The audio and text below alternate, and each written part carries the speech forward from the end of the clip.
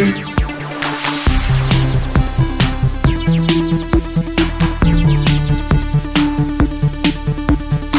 everyone, welcome to GameFace episode 207 at Sifted Games at sifted.net. Here we are. We're using Zoom this week instead of Skype. It's I think the audio will be better. I know Matt, who is here with us for today's show, his audio already sounds better than it has in the past. What's up, Matt Kyle? Hey. How's it going? Apparently the program makes a difference. Yeah, I guess it does. Also, Zoom lifted its 40-minute cap for multiple participants, so we're able to use it this week. Hopefully they keep it that way. If we like it, we'll probably just end up paying for it because who knows how the hell long we're going to be dealing with this crap. It could be quite a while. So welcome to GameFace. This is Sifted's flagship show. We're on Twitch every Tuesday at 1 p.m. Pacific, 4 p.m. Eastern. It is our official podcast for all things video games. We talk about big games. We talk about big stories. We got some big stuff to talk about on this week's show. We're going to talk about the Final Fantasy VII Remake, which it might be the most anticipated game in quite a while. All three of us have played a ton of the game. We're having a great discussion on that. If you'd like to support us, please head to patreon.com/sifted. Even $1 makes a big difference for us. And right now our Patreon is in deep trouble. I'm not surprised because a lot of people have lost their jobs. And I do want to say, I feel for anyone who's going through all this crap right now. I'm right there with you. I totally get it. But our Patreon is down because of that. And we really need to lean on Twitch Prime right now to kind of compensate for the lost revenue from our Patreon. So if you could jump over and resubscribe, or if you're on our stream right now, you're probably doing it anyway. But if you're watching this on Patreon, on YouTube, we really are going to rely on that here over the next few months while all this stuff gets sorted out. And I do want to say, thinking about all you guys, I know everyone's going through it right now, and it's tough, but we're here to hopefully help get you through these tough times. A lot of times stuff like this can be a nice malady to whatever you're going through in life. And hopefully we can do that for you guys here with GameFace. So like I said, I'm Shane Satterfield. You can find me on Twitter at Dinfire. You can find Matt at MKyle, and you can find Mitch at Mitch Secor on Twitter. Give us a follow. You can follow the site at Sifted Games. If you watch most of our content on YouTube, I highly recommend following us on Twitter. Again, that's at Sifted Games. Also, if you're a Twitch Prime subscriber, you should definitely follow us on Twitter because we announce everything there. So if there's a new version of Pactor Factor that you can watch as a Twitch Prime subscriber, you'll be able to see it there. So again, please follow at Sifted Games on Twitter. And with that, let's get on with the show. Excuse me. We're actually going to start things off with something that broke live during the show last week. And we were kind of scrambling mid-show to try to get all the information and talk about it. And we're probably not going to discuss it as long as we did last week. But I wanted to talk again about the DualSense controller for the PlayStation 5. Now that we had a week to kind of ruminate on it and think about it instead of it just kind of happening live and catching us off guard a bit. Matt, now that you've had more time to ponder the features and sort of the look and the design of the controller, how do you feel about it? Has your opinion changed on it at all over the last week? No, I mean, I still think it looks pretty much fine. I like that it's a little meatier because I find the classic PlayStation controller design a little spindly and uncomfortable sometimes, depending on how they angle things on, between, like, I think the DualShock 4 is better, is an improvement. As long as they keep the concave thumbstick tops. I am a little annoyed that just like the current one, it looks like you are going to accidentally hit the trigger buttons if you put the controller down wrong, because the trigger is still sort of the resting point. Yeah, that is horrible design on the DualShock 4. Yeah, I don't know quite what the logic is there. It's like if I'm watching like something on Netflix or YouTube or whatever, like I'll put the controller down, it'll start fast forwarding through like the video. Like, yeah. I don't know who thought that was a good idea. Yeah, it's not ideal. I don't particularly like the kind of the two-tone look they showed, but a lot of people did like kind of recolors and stuff on Twitter and Reddit. That's on all black, and it's really hot. Yeah, I think it, for whatever reason, they're choosing to show it the way they showed it, but like it looks to me like using that kind of layout, you can make some really cool color combinations with it. So maybe for once I'll buy a different controller just for looks at some point. I haven't done that in probably 3 generations. Do you think it's a hint at what the console is going to look like? Do you think it's going to have like a black motif with like a white shielding on it, like the controller? I mean, it might. Like, I think it's also telling that there's no color on the buttons. Yeah. The classic PlayStation colors are not on the 4 buttons. So they might be going kind of a black and white minimalist look on this thing. I don't know. The buttons also look almost like they're countersunk on the face of the controller. It looks like they don't stick up a ton off of the face of the controller. Yeah, they do. They do look like they might not be. Raised too much. I don't know. I don't know how I feel about that. I like to have a little bit of tactile feedback, but I'm sure it'll be different when we get our hands on it. And just to quickly run through the features, we did talk about this last week, but for the sake of this discussion, I want to go through them really quickly. It has haptic feedback, adaptive triggers, and a built-in microphone. That's pretty much the new stuff from the DualShock 4. Matt, is that enough? Because we received all these patents for the PlayStation 5 controller, and obviously patents are patents. They may not ever go into production, but there were some interesting things in those patents. Like one of them was kind of like PlayStation's vitality sensor. It was supposed to measure your heart rate in your hands while you played. That hasn't been announced. Do you think there are still features of the controller to be announced? And if they are, do you think it needs something more innovative to kind of stand out? I think there might be stuff we don't know about yet, but does it need anything? No. As long as it controls the character on the screen, that's all you need. Like, and honestly, the less stuff like that in a controller, the better for me, because otherwise you're just driving the price up if you need another one, because that's why the Joy-Cons cost $80. And like, how often are you really going to use? I mean, have I used anything in those Joy-Cons that makes it cost $80 for the whole time? Not really. Like, I don't see the need, because it's just like the 6-axis thing. It's just like, oh, look what we can do. Cool. How about the games? How about like the only thing the 6-axis showed me back when the PS3 was coming out was how ridiculous that poor guy Dylan Jobe looked, having to wiggle it around to play Warhawk on stage, which they made him do.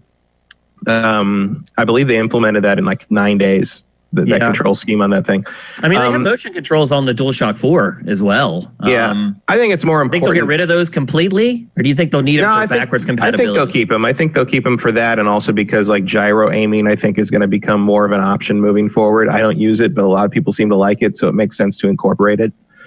Other than that, I don't think the controller is really a make or break as long as it functions properly. I think it's safe to assume that it will. Yeah, I mean, well, I don't know. I mean, we still got our Joy-Con drift problem. That's true. And I did go through 3 PS4 controllers this generation until the Pro. The Pro seems to have fixed whatever that problem was that I kept running into on the standard PS4 controllers. And my Xbox One controller almost blew up. So, yeah, I mean, I guess the controller might be more of an issue than I'm giving it credit for being. But I'm hoping that nothing will be explosive or break after a year. Those are my 2 criteria I'm going with. Yeah, I guess I would say I don't really have a strong opinion on it. Even when it broke live, like I went back and listened to it, and I noticed that my anticipation, my hype was pretty muted, to be honest with you. You were right when you said that it resembles, as far as the form factor is concerned, it closely resembles the Xbox controller. I didn't really have a problem with the form factor, the DualShock 4 or the Xbox One controller, so I'm happy with either. But I think overall, my impressions are that it's just meh. Like there's just nothing really exciting about it. It's nice that there's a built-in microphone on it, so we don't have to worry about having a headset if we want to chat in-game. And hopefully that will motivate more people to chat in games where you really need to chat, because that, to me, this generation has been really frustrating for me as someone who does enjoy playing games online and does enjoy playing games with others. For people to not communicate the way that it has been for the last 6 years has been really annoying to me, particularly for very specific games like squad-based games where you really need to talk to other people who are on your team. So I'm hoping the mic built into the controller will encourage more people to chat. Of course, that's a double-edged sword. That could be a total nightmare, and chances are it probably will be. But for the sake of being competitive in games, I'm glad that that's there. The rumble and the haptic stuff, that's been in the Xbox One controller since launch. So that stuff isn't particularly exciting to me. And I guess that's just what I would say in general, is that the controller just isn't very exciting. You could see it too, because after the first day, there was almost no discussion about it anywhere on social media or whatever. So, if their goal was to create a story, create some excitement around PlayStation 5 with the announcement of the controller, I would say that was a failure. I don't know that was their goal, but if it was, I think they're just drip feeding at this point. Yeah, it just seems like they've got a list of stuff, and they're like, okay. I mean, who gets excited about controllers anymore? Like, I do. I absolutely do. I mean, Nintendo, when they showed the Switch, literally did a 20-minute presentation just on the Joy-Con. Well, sure, but Nintendo's been trying to reinvent the controller wheel since the N64. Frankly, they haven't done a normal controller since we were in high school. I mean, it's true. Yeah, but like when you're just making normal stuff, you don't really need that. I don't expect to get excited about the Xbox controller either. It's just like, does it work? Does it function? Does it control well? Does it not hurt my hand? That's all I need. Well, I think also going back to what you were saying about the Joy-Cons, they've been a disaster. The one I got with my launch unit didn't work. They sent me a replacement. It worked great. Now it has analog stick drift. So it may be one of those cases where when you're trying to squeeze so much kit into such a small form factor, you're going to start having problems. So you're right. It seems like the more gimmicky you get with your controls, the more the likelihood is that you're going to have issues with the controller as far as it lasting as long as you would hope, lasting the full 6 to 7 years. Like, I can't remember the last time that happened for me where I got a controller with my launch unit that lasted me the entire console generation. PS3 didn't, PS4 didn't, maybe Xbox 360? Trying to remember if my white controller still works for that. I think it might. My Xbox 360 controller didn't stop working, but I switched to other ones. Yeah, because they started getting the sticks start getting loose, and I switched to other ones because I switched because they upgraded them. So I switched that's true. They had the D-pad with like the turnable. D-pad. Yeah, me too. And that one still works. I still use that when I use the 360. My Dreamcast original controllers still work. Yeah, mine do too. My original N64 controller still works. Mine are 50-50. It's not as good. Like I have a black one that I preferred to use because the gray one got a little loose for my taste after Mario Party. I was gonna say Mario Party broke a lot of controllers, and this spin thing with we had to do that for 1,000 hours on that loosened the analog stick up enough that it wasn't as comfortable to play GoldenEye anymore. Yeah, my N64 controllers, their lifespan was directly proportional to how much I used each controller to play Mario Party. Because I had the one mini game where you just put your thumb on the stick and just spun it, and it just destroyed them. Like, you could literally see like the dust flying up from the controller, like that little hole that the stick went down in. And then you would wipe it afterwards, and you could just see the plastic dust all over the paper towel. Yeah, it's and you didn't even win. Yeah, exactly. Exactly.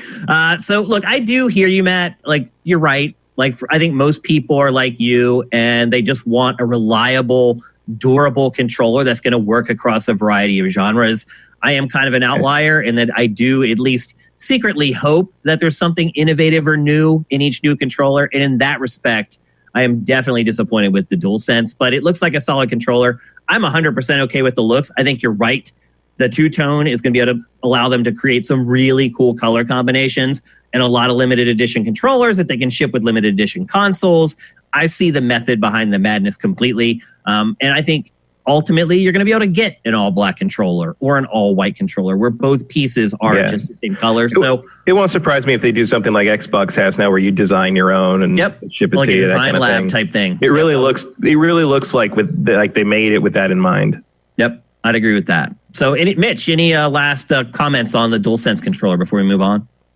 I think it's probably the most aesthetically pleasing controller for PlayStation I've seen.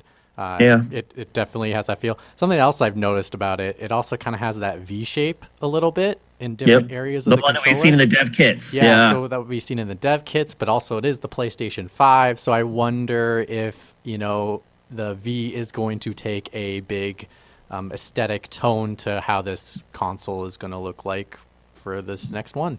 Starting to look that way for sure. All right, let's move on. We're going to talk next about Microsoft and Xbox and its latest big event, which was called Inside Xbox. It is Microsoft's take on the Nintendo Direct. Now, typically, these have not been especially long or especially good. And I think a lot of that comes down to what do you have to show as far as Microsoft's first party stuff is concerned. And typically it doesn't have a lot to show, but that's all changing because Microsoft obviously bought that clutch of studios for exclusive Xbox Series X development. And so now it's starting to have games where it can buoy stuff like this. And so this week it did, I would say, its first real Nintendo Direct type presentation. It was the longest ever inside Xbox at 47 minutes. I mean, that's even tipping up against some of Nintendo's biggest directs. So it was a full-fledged show. And the important thing to keep in mind about this is that right around the same time that aired, Microsoft announced that it is basically going all digital until well into 2021, meaning that it is not going to attend conventions, although there's a caveat, and I'll mention that in a second. It is not going to attend conventions, and it is instead going to do this Nintendo Direct inside Xbox pre-produced presentations. Now, Microsoft did say that it would look at conventions on a case-by-case basis. So my guess is if it were to appear that some convention is going to be huge and blow up, then maybe Microsoft would consider doing it. Matt, do you think that this is a sign of the times and Microsoft just getting with the times because everyone else is doing it now? Or do you think this is directly related to coronavirus and COVID-19? Well, I think it's absolutely related to Corona. Like, they're trying to protect the employees. I think they're trying to kind of set expectations. And honestly, they're kind of ahead of the curve in that regard because that's going to be the new normal. It's like we're going to have to really question whether, stuff like E3 is going to happen next year. You're probably not going to go to a concert for another 18 months. It's a sporting event. The XFL is bankrupt. It's all coming apart, man. It's all unraveling. But it's, I think they're just sort of saying, don't expect, they're setting expectations, blowout stuff. Yeah. We don't want to. It's we don't want to go to a convention, get all your filthy hands all over our controllers. Again, you want to talk about a pretty good way to spread something. Like, there you go. There's no better way. Doesn't matter. I mean, you already do it. But the PAX, PAX Pox is a thing. Yeah. And this would be a disaster if that were to happen. So yeah, I think that is I think that's just Microsoft adopting to the new normal, and which makes somewhat sense because they were a Bill Gates founded company, and he's not there anymore, but he is part of that culture, and that's a concern of his. So yeah, I don't think it's because they don't have anything to show that's worth going to a convention for. Although maybe, I don't know. I mean, finally, they may be in a place where that's not the case. Yeah, for the first time in like 7 years, they might actually have enough first-party stuff to buoy an E3 or a Gamescom. Yeah. But if it works for Nintendo, maybe it'll work for them. Yep. Hey, Mitch, we're getting comments in the chat that your mic is still low. So either you need to sit closer to the mic or bump up your audio a little bit. I know that was an issue last week. So let's start talking about some of the stuff that Microsoft actually showed in this digital inside Xbox. The biggest game that it seemed like Microsoft really wanted to focus on for this was Grounded. Grounded is Obsidian's new survival action adventure, and it's basically a ripoff of Honey, I Shrunk the Kids, except you don't play as the kid. Well, you kind of do. You play as like a tween. So it's basically there were tweens in that movie. Yeah, no, they're right. You're right. So it's basically little person, big world, and you're trying to survive. You're going out into the yard where you're fighting spiders that wouldn't be a big deal, except you're about an inch tall, and now all of a sudden they're the apex predator. So Microsoft did a big presentation on this. It showed a brand new trailer, a story trailer, because it wanted people to know that there is like a pretty hefty single player campaign in this. And it started sharing some of the details around the game. First of all, the game is coming out on July 28th for both PC and Xbox One. It will be day and date on Xbox Game Pass as well. So if you're a subscriber to that, you'll be able to get access to the game right away. The object of the game is to build a machine that will reverse the shrinking effect. So basically, you're trying to build this contraption that will return you back to your normal size. And in the story trailer, they reveal that there's this shadow organization working in the backgrounds, monitoring your house and your backyard to make sure that their experiments are going according to plan. So there is kind of a scheming, dark shadow organization underneath kind of the surface of the game that will I'm guessing will eventually drive the plot. Another objective is to build a base. So it does have most of the survival game tenets, like building a base and crafting new weapons and new gadgets.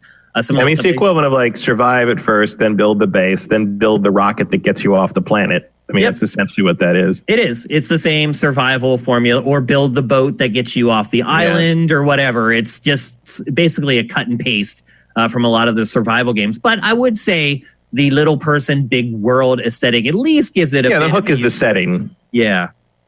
Are you excited about this, Matt? It is Obsidian. No, I'm not. Because I don't really care about the idea, really. But I will probably play it because it's on Game Pass. So well played there, Microsoft. Yeah. If it wasn't Obsidian, I would have less interest. Like Obsidian, definitely, because it's also interesting because Obsidian's never made anything like this before. So It makes me wonder, what do they have up their sleeve that made them want to do this? I do think it's funny that there's going to be an arachnophobia mode that removes the spiders, which is like, you think this is a motherfucking game? Sure, if you're really that afraid of spiders, but it feels to me like that would be kind of part of the appeal. For sure. To me, they're probably the scariest enemy, other than like a dog or a cat or something. Like that's probably the boss fights of dogs and cats. Yeah, them are like scorpions. Yeah, who knows what's back there? Yep. That's cool. It looks nice. Like I like the look of it and the setting, and we'll just have to see how it launches because Obsidian and multiplayer. I don't know, but we'll see how it turns out. It's kind of the first real test to see how Obsidian being given access to sort of the resources of being owned by Microsoft turns out in terms of their launch day product, I guess.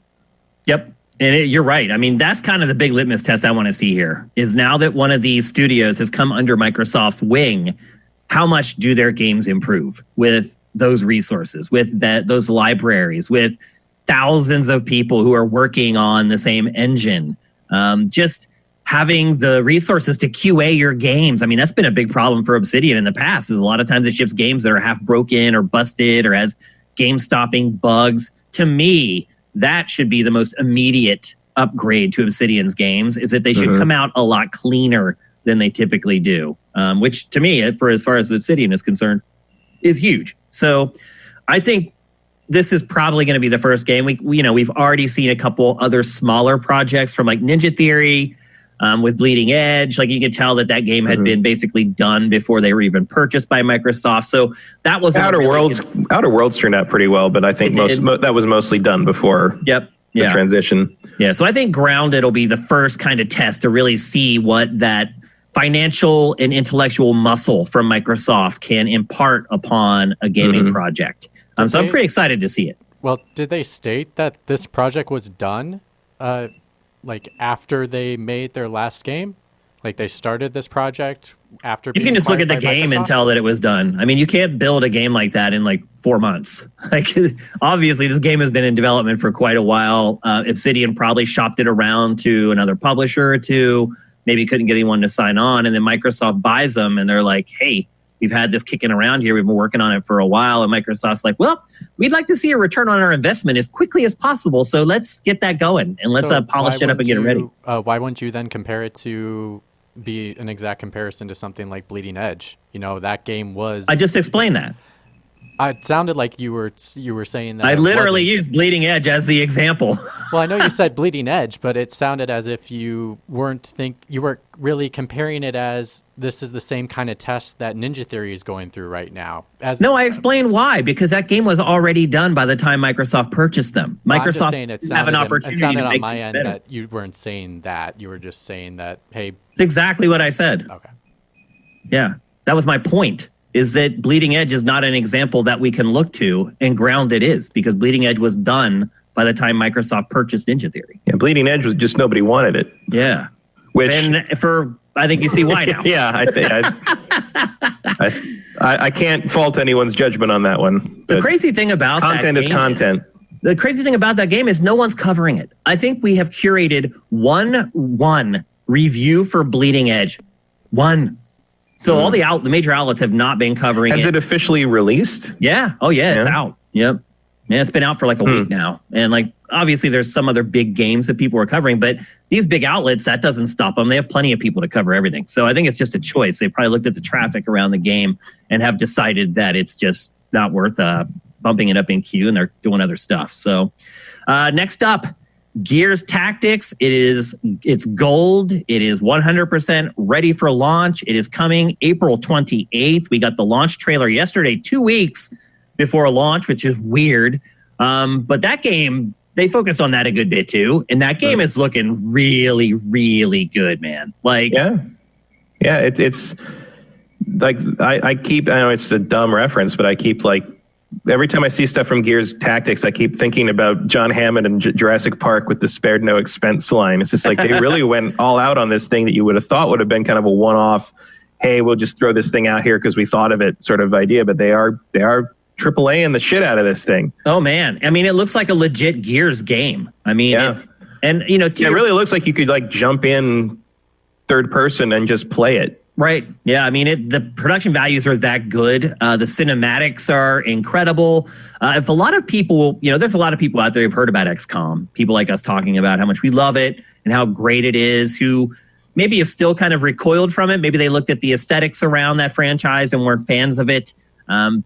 This is like a peanut butter and jelly sandwich with like this brand new ingredient jammed in the middle. So if you've been looking for kind of that gateway game, a Trojan horse to get you into turn-based strategy games. Somebody just added Nutella. Yeah, I mean, here you go. This is the game that is going to do it. And you know what? After you play Gears Tactics, you'll probably go back and buy all the XCOM games, which now are like $1 a piece or whatever. You can get them so cheap. Yeah, I think XCOM 2 was on crazy sale this past week or something. It was actually just this week. It was on a steep discount. So I'm really excited for Gears Tactics because of the game itself, because I think it's going to be really good and I enjoy the genre. But I also think that it could be a huge evangelist for that genre in general and get people to try other entries in that genre.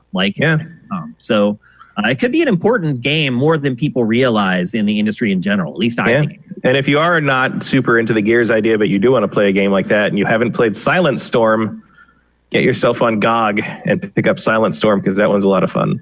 There's tons of games like this. John Wick Hex is a recent one that came out, and it even has its kind of own spin on the formula. But these are all games that after you try it in Gears Tactics, you can go back and get for cheaper if you want to keep playing other games that are similar. Next up, Journey to the Savage. The only thing I'll say quick about Gears would be, we talked about Halo struggling to pivot, to go to more towards a story-based single-player experience because the multiplayer they weren't very successful in. Well, here's a game where the pivot can work. Wait a minute. Wait. Did you just say Halo's multiplayer isn't successful? No, when we had the conversation that, Halo tried to pivot to more single-player experience because it was getting beat out by COD in multiplayer, that they couldn't make that pivot, and that hindered its transition and took people out of the franchise. Well, here's a game in Gears Tactics that I think can pivot and is a smart way to pivot. They're pivoting an entire genre, though. And I think it works. I think for this but I don't really. That's not a pivot That's not a pivot for the Gears franchise. I would consider a pivot for the franchise, and not. It's isn't going to be what Gears is moving forward. This is like Halo Wars. Yeah, that's what I was about to say. The apt comparison is Halo Wars. I mean, that's where they tried to pivot Halo. Yeah, but I think. Otherwise, you're just tweaking stuff. But I think Gears definitely is way better of a strategical game than Halo would be. Halo Wars was an RTS. It wasn't a turn-based strategy game. They're different genres.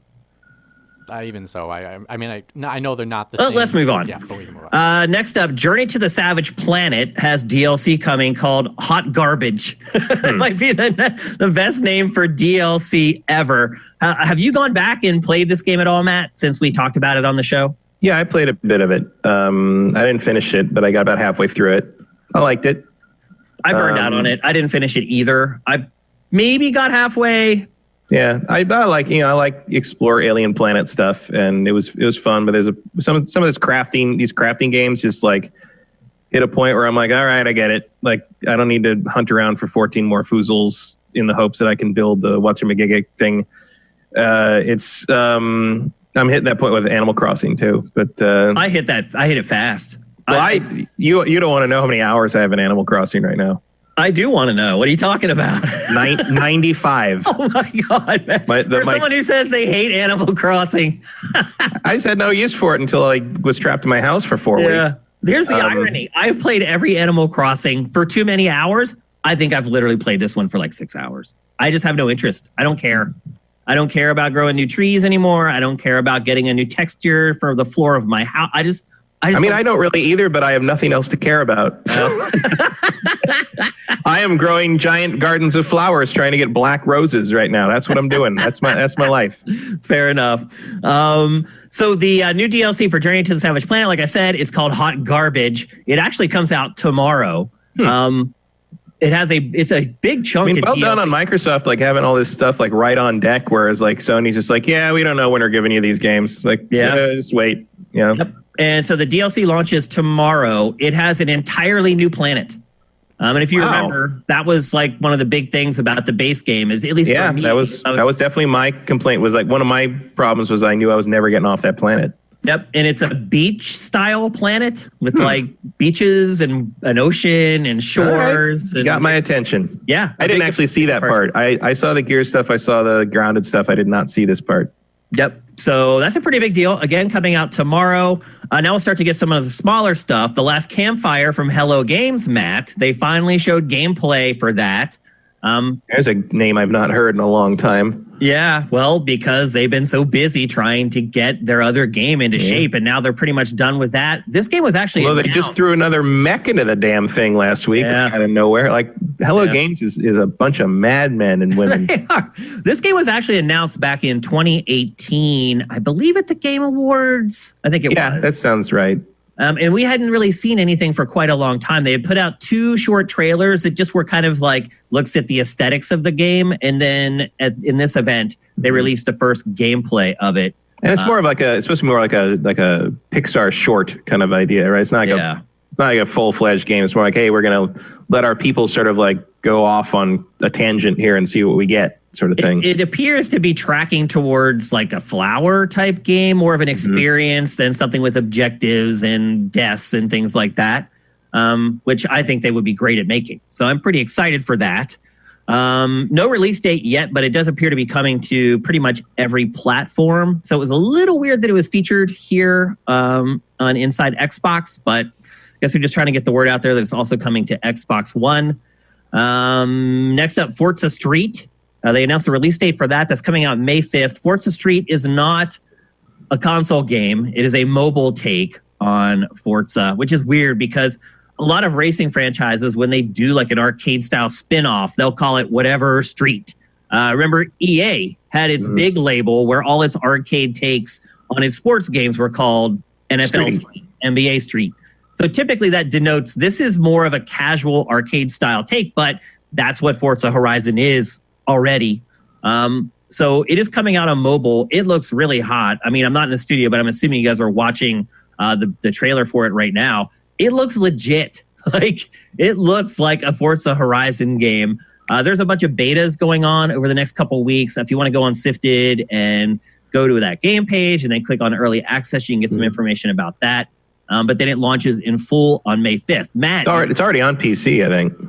Is it? I think so. It's in like early access stuff right now, but not an official launch yet. Yeah, but you can play it one way or the other. Yeah, so you can actually give it a go before its official launch on the 5th of May. You going to give that a go, Matt?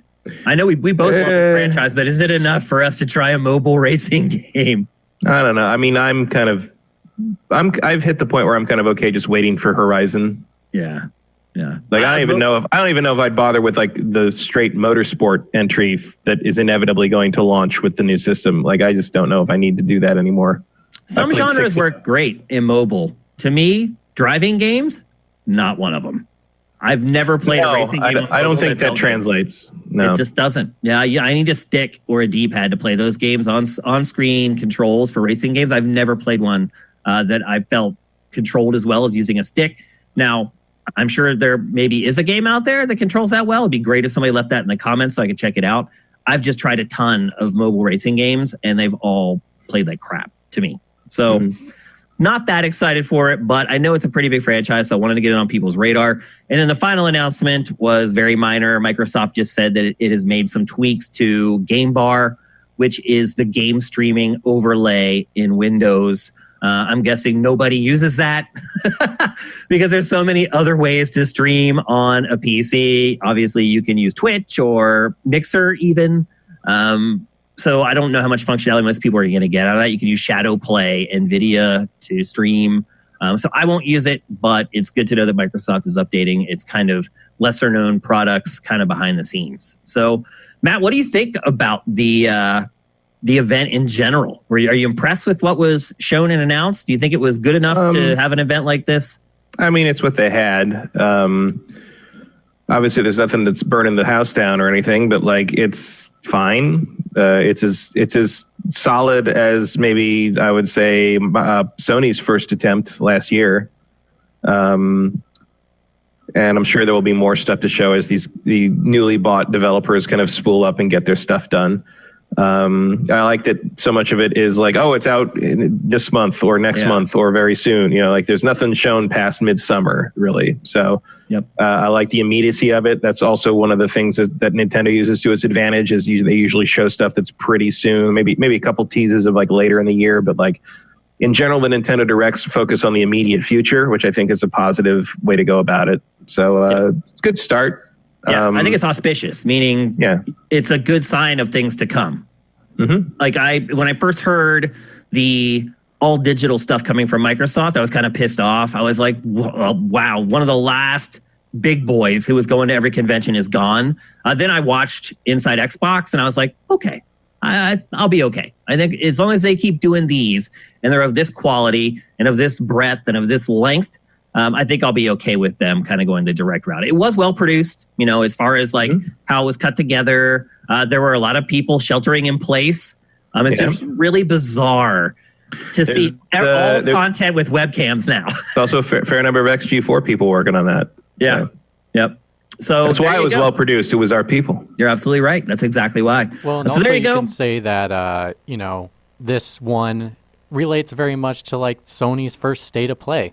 You know, I could say it's the same type of quality, which, you know, they'll get better as they do more of them. I know they've done a bunch of Inside Xboxes, but they never had to solely focus on a full digital initiative to release information. And I would say they probably need to work on marketing it a little bit more because I didn't actually know it happened. Sony owns it on Twitter. Like they own. Well, they did market the hell out of it. They put out like trailers just for that. I understand. Sony doesn't do that. But I would say I didn't even know this Inside Xbox happened, and I always know there's a State of Play because it's always on social media, and I think that's just your interest, honestly. No, I mean I follow Xbox, and I barely see it if they do an Inside Xbox. But that's probably because you're not liking as many tweets from Xbox, so it's not always coming up in your feed. You're liking more PlayStation posts, so it has precedent and it's popping up in your feed more because of the algorithm. They promoted the hell out of this. Literally, they put out a trailer for it. Have you ever seen a trailer for anything Sony's done like that, or a trailer for a Nintendo Direct? I've seen a trailer for Sony. Yeah, I've seen it. Have you? They've done some trailers for like Cummings. I mean, it's just like a logo and a date, but yeah. I did not know this was happening until after it happened.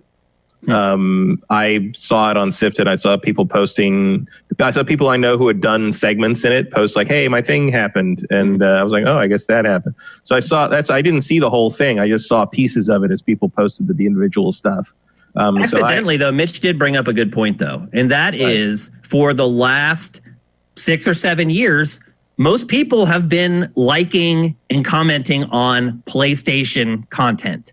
Mm-hmm. And so that does put you behind the 8 ball on social media going forward because those algorithms are not going to pop your stuff up into people's feeds like it does for PlayStation or like it does. And I'll be honest, I can't be sure that I didn't see it pop up in my feed and just ignore it because I'm so used to Microsoft stuff being banal. Nothing. That could be it as well. I mean, even on Sifted, I follow. I mean, I changed as I've been doing more of this kind of content. I've been changing it so I get everybody's information and I'm kind of pushing everything up. So you adjusted your SIFT ratings basically so you could get more. Exactly. So like if Microsoft does bring out news, I do see it, and it's always going to be there in the forefront. I barely saw it, if not saw it at all until after it happened. And, that shows, in my mind, at least. Yeah, I don't know. I think social media is driven by your behaviors typically. And because everyone's been conditioned to interact with PlayStation for the last 6 or 7 years, everyone's feeds are going to be driven by it until Microsoft's going to have big stuff consistently to change that. It can't even just be like one thing where all of a sudden, here's the first gameplay of Halo Infinite and it blows up on their Twitter feed. You're going to need like 10 or 20 more of those to get back to where PlayStation is as far as in people's algorithms and stuff like that. So it's definitely an uphill battle to fight, not an impossible battle to win, but it's tough. And it is one of those things that's only unique to today. Back in the N64, PlayStation 2 eras, you have to worry about stuff like this. Like, how do we pop in people's social feeds? Like, it's crazy how things have changed now. But if anyone can figure out how to turn that around, I'm guessing it's Microsoft. I have a feeling they might have some programmers there who might be able to tell them best practices to get them bumped up. So, all right, let's move on. Hopefully not the guys who designed the Xbox One OS. Yeah, well, I'm sure you saw this week that Xbox Series X is not going to have a new dashboard. I think we even mentioned that last week, actually. It's going to use the Xbox One dashboard, at least at launch. I'm hoping that they're building a new one behind the scenes and that this is just going to be a placeholder until they get it done. I hope it at least runs faster. I mean, that's the hope, right? Is that even as it is, if you put it on that hardware, it should be snappy. And if it's not, then, oh my God, your programming is trash. That's all I got to say. Okay, let's move on. We're going to talk next about Google Stadia because Google Stadia is on the ropes. Let's just be honest. It launched to limited fanfare. It kind of blew its launch window opportunity. It did this weird kind of soft launch thing in November. It didn't have everything available. It has basically crushed Google's game streaming service. No one's and then it basically disappeared. Yeah. They had no new anything for months. No one's using it. No one's talking about it except for us. And it's completely non-existent in pop culture lexicon right now. I saw some people talking about it because of this trial thing, but like even that is like I saw Christian Spicer on Twitter literally interacting with the Stadia Twitter account, trying to figure out how to subscribe. Like to get his account to subscribe, the website's a mess. Like it's just there's no, and like you had to go over here, and back out of this, and then you'll be subscribed, even though it doesn't say you're subscribed. So it's like, no, guys, that's not good enough. That's not how you run a business. Especially not for Google. Like how, like there's no excuse whatsoever. Yep. So Matt kind of mentioned already what we're going to talk about, and that is the fact that Google Stadia is free for the next 2 months.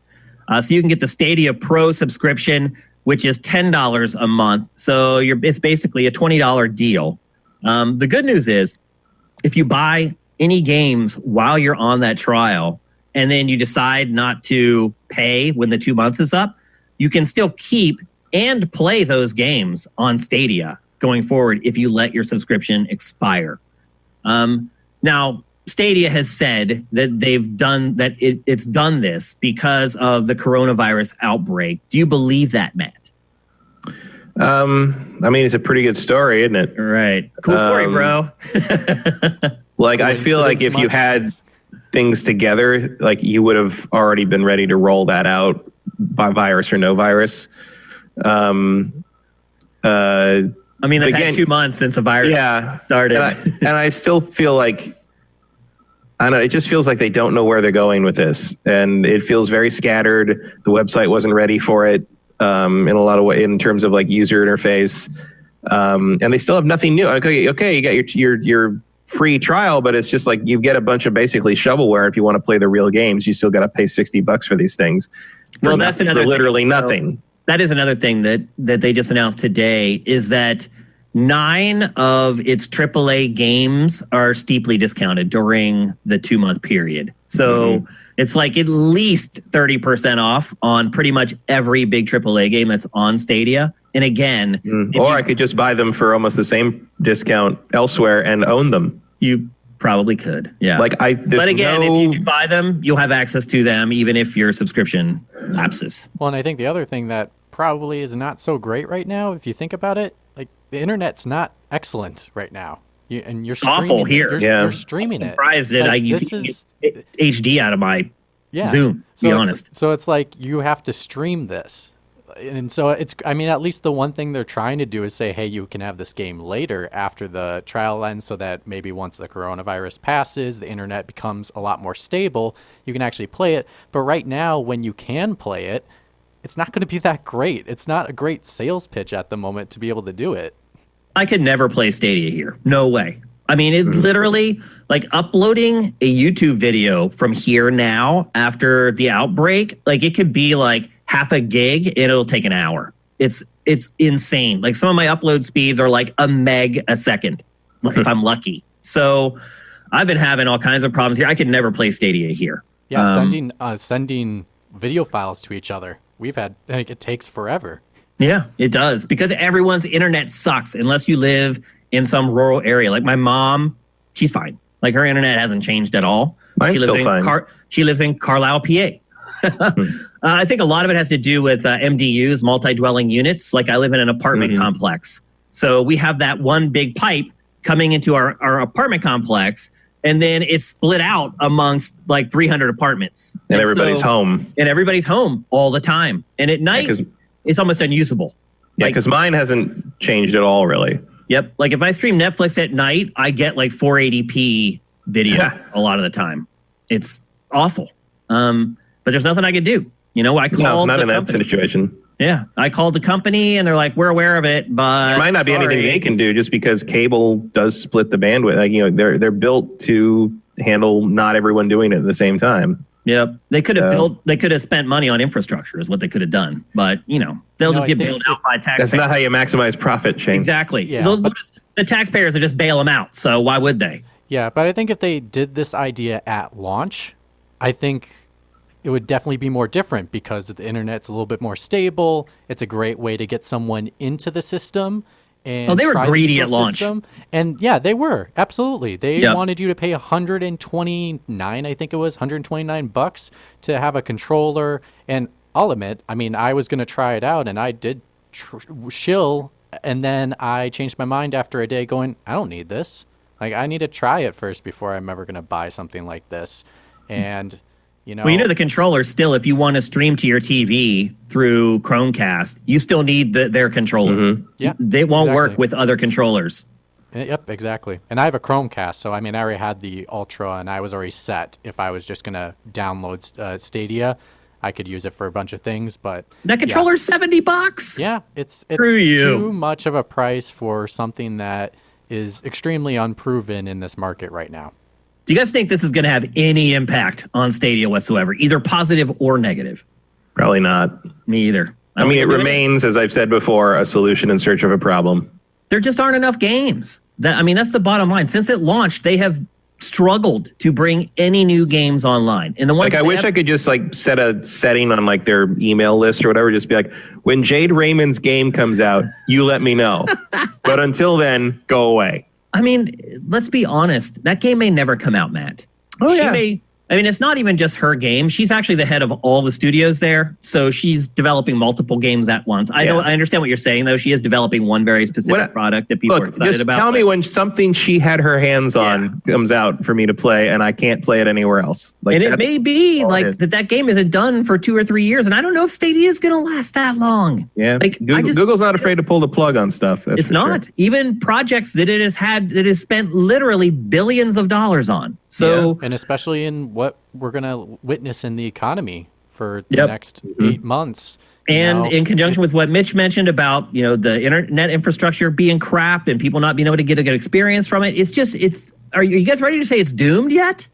Oh, I thought it was done months ago. Yeah, I was ready to say it was doomed when they announced it. But also remember, this whole pandemic situation is showing again the value of the local hardware. Like, you don't want this stuff running remotely if you don't have to have it running remotely. Yep. And you want to be able to own your shit.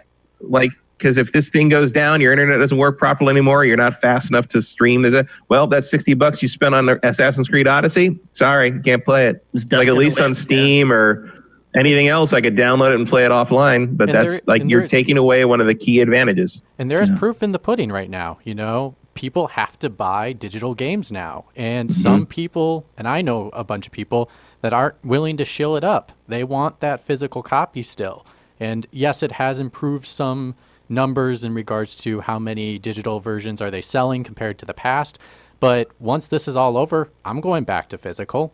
And that was one of my big issues with Google Stadia, and it still is. I need to own that game. Like that. I still buy physical. I buy physical anytime I can. I never buy digital unless I have to.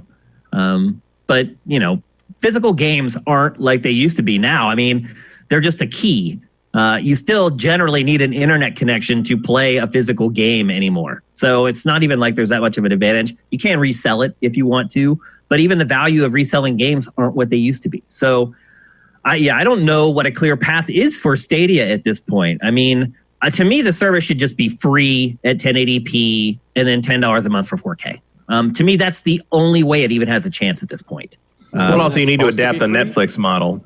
Well, there's supposed to be a free version at some point, but they don't have a time frame for when that's going to happen. Yep. And also remember that spending on games is way up right now. Yep. It's I think it's only number 2 behind groceries. It's number 2 behind grocery stores, basically, in terms of the boost that it's gotten from the quarantine. And if Stadia's numbers do not bounce in the same way, I think you're seeing it being left behind by the rest of the industry, and rightly so. Curious, a quick question. Do you think that, they said that they were going to eventually go to a free version that offers to people. Do you think they're hesitating on that because they don't have enough people paying at that $10 a month subscription to say we can go free soon? Or no, it's Google. They don't really care about making money in the short term. Everything they do is a long play. I don't think they're ready. I think they, to do that free thing, you have to have the thing where you can use any controller and throw to any device. And I just don't think they're ready to do that yet. But don't you think that hinders it now? Because new consoles are coming out. They have new controllers are coming out at the end of the year. So all of a sudden, that's probably going to push them back again.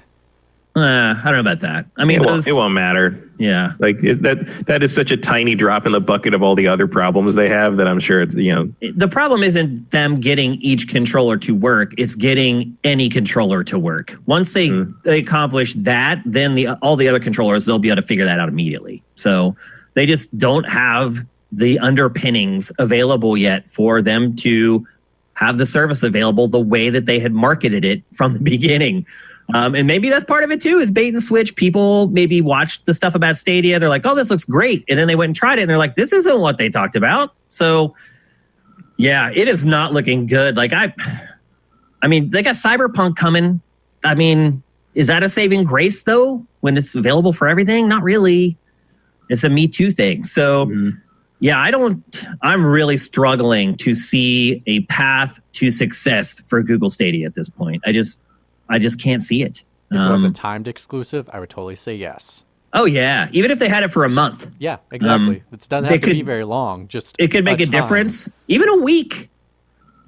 If Google threw $100 million at CD Projekt Red and was like, "Hey, let's have it for 5 days," that might have an impact. But my guess is people will play Even I wouldn't do that. Right. People will play it, finish it, and never use Stadia again. Like, I just don't see people looking at that and saying, okay, this lets me know that I want this service now. It's, I mean, if the Epic Store gets so much hate for doing stuff like that, it's not going to help with an objectively worse service. Yeah. I mean, it's just like any other platform. Until there is exclusive content worth playing on it, it is going to have no chance. Yeah. And even the Apple Arcade is doing better in that regard. And not much, but better. Not much, but there's some stuff on there that you can only play there, although some of it started to come to the Switch. So yeah, slowly it's starting to kind of leak out. But yeah, it's Stadia, man.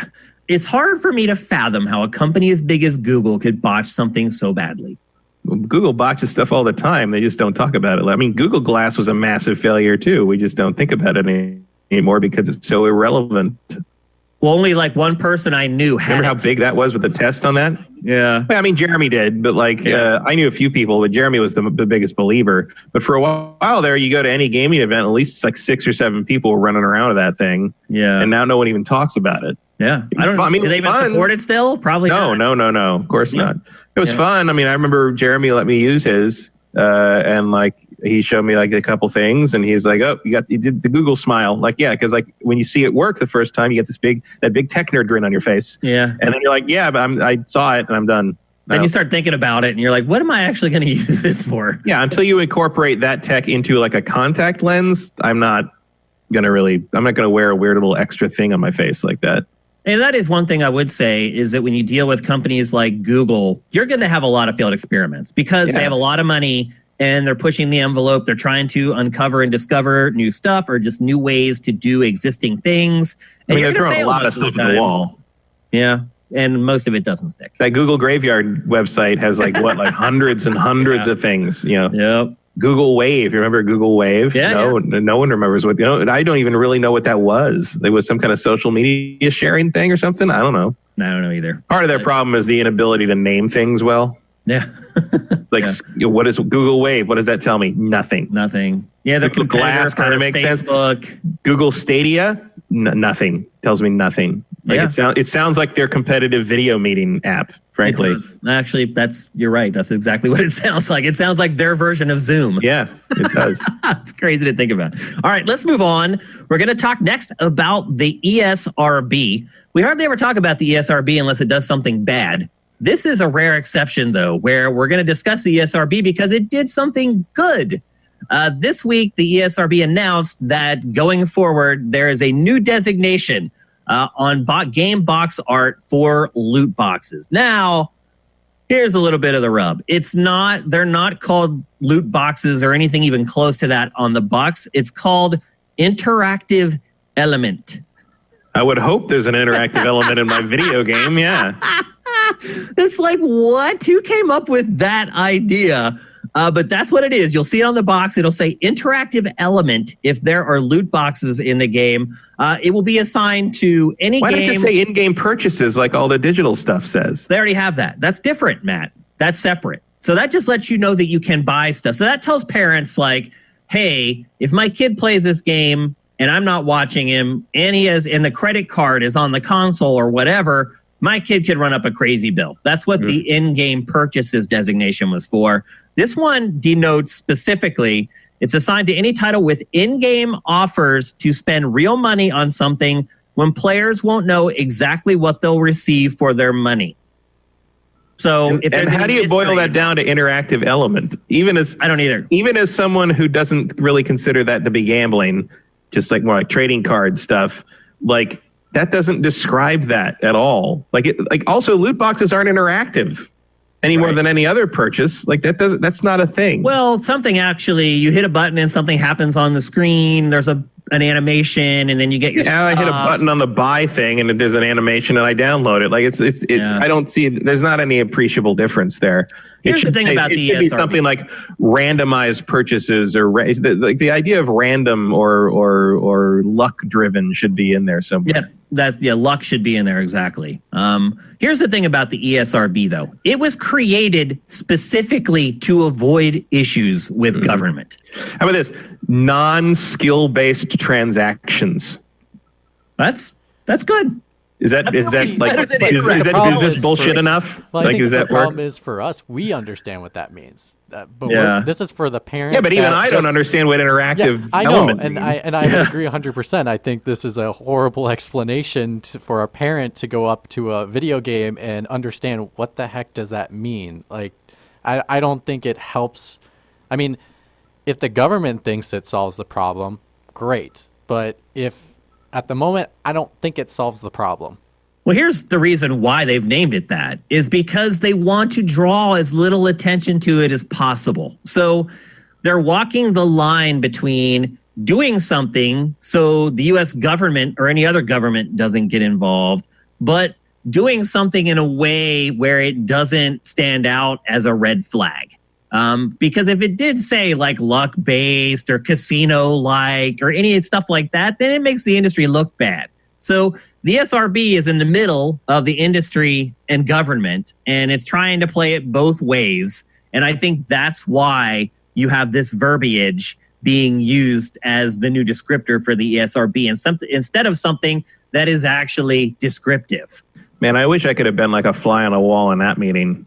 No one could have come out of that meeting happy with themselves. Matt, it's been a while, but back when I worked at Game Trailers, the head of the ESRB literally contacted me like once a week.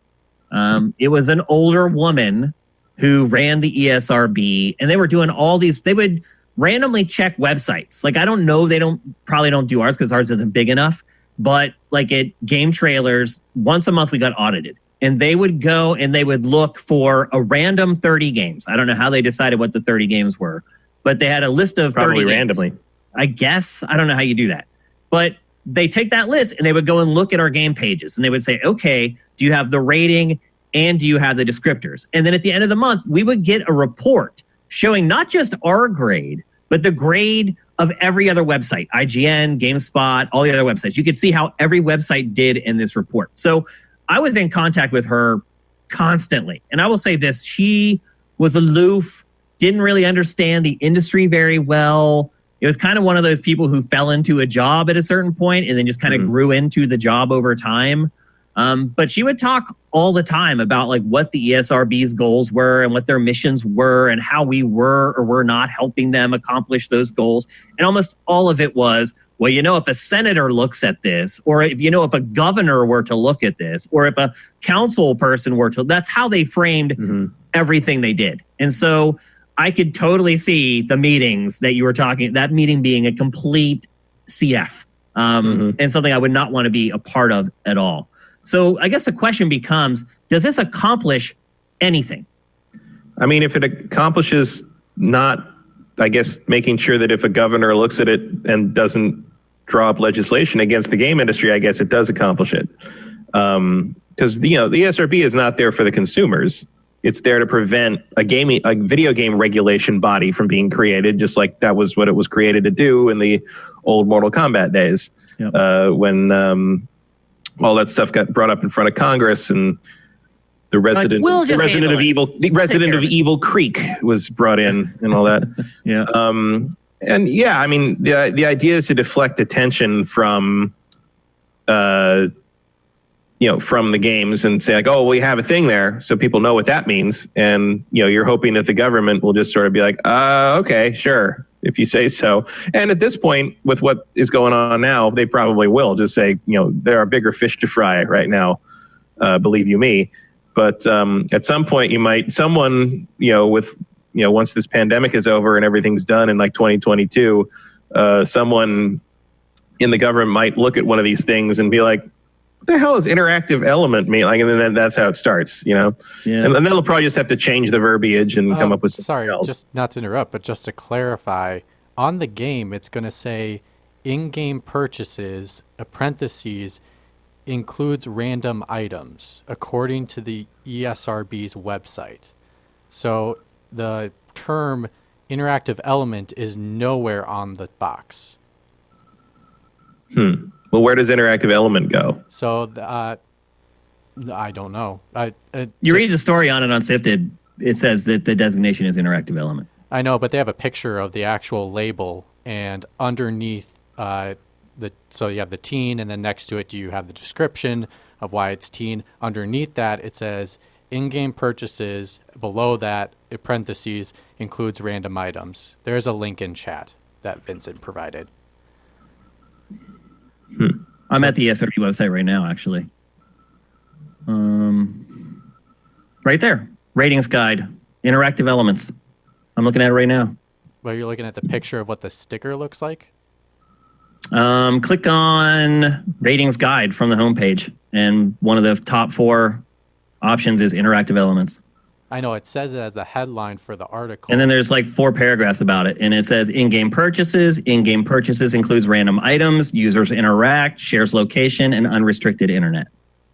So there's 5 different elements underneath that umbrella rating. So it looks like those individual elements will be placed underneath where that's what the parent will see, not the. That's what it appears. Not the headline of the interactive element. That won't be on the box. These specific things will be on the box.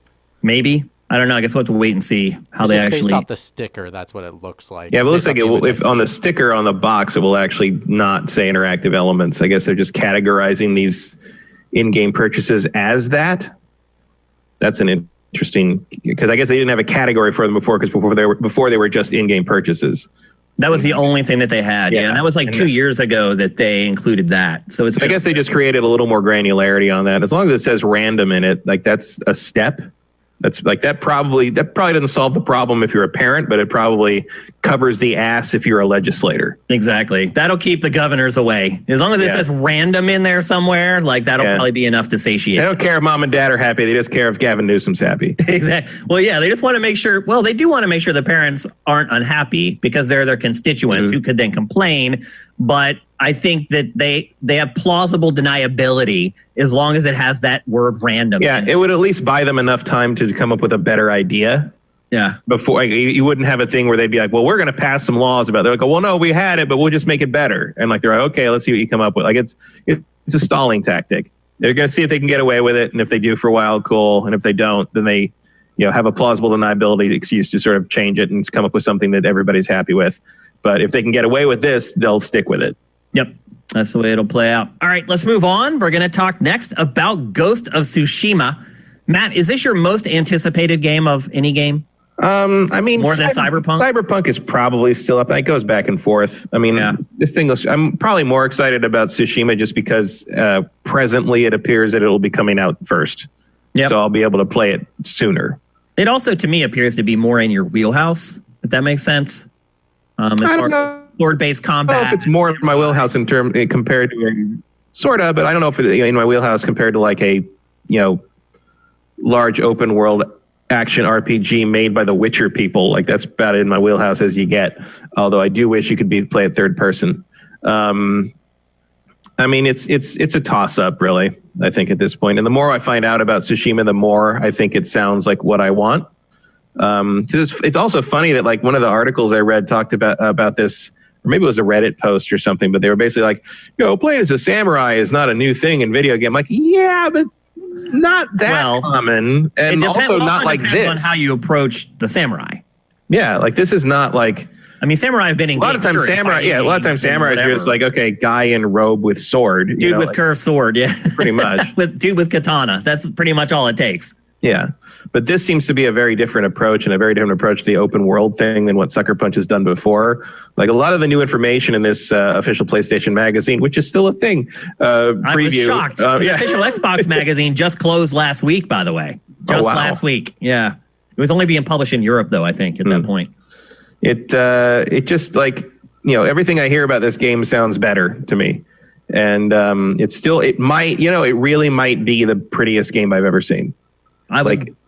It's in there. It's in that technologically the most advanced ever, but like in terms of aesthetics, like I look at every shot of this thing and I'm just like, man, Sucker Punch is a master of color and lighting. Yep. Like they just know exactly how to frame that stuff. And what also had great lighting was the Resident Evil 3 remake.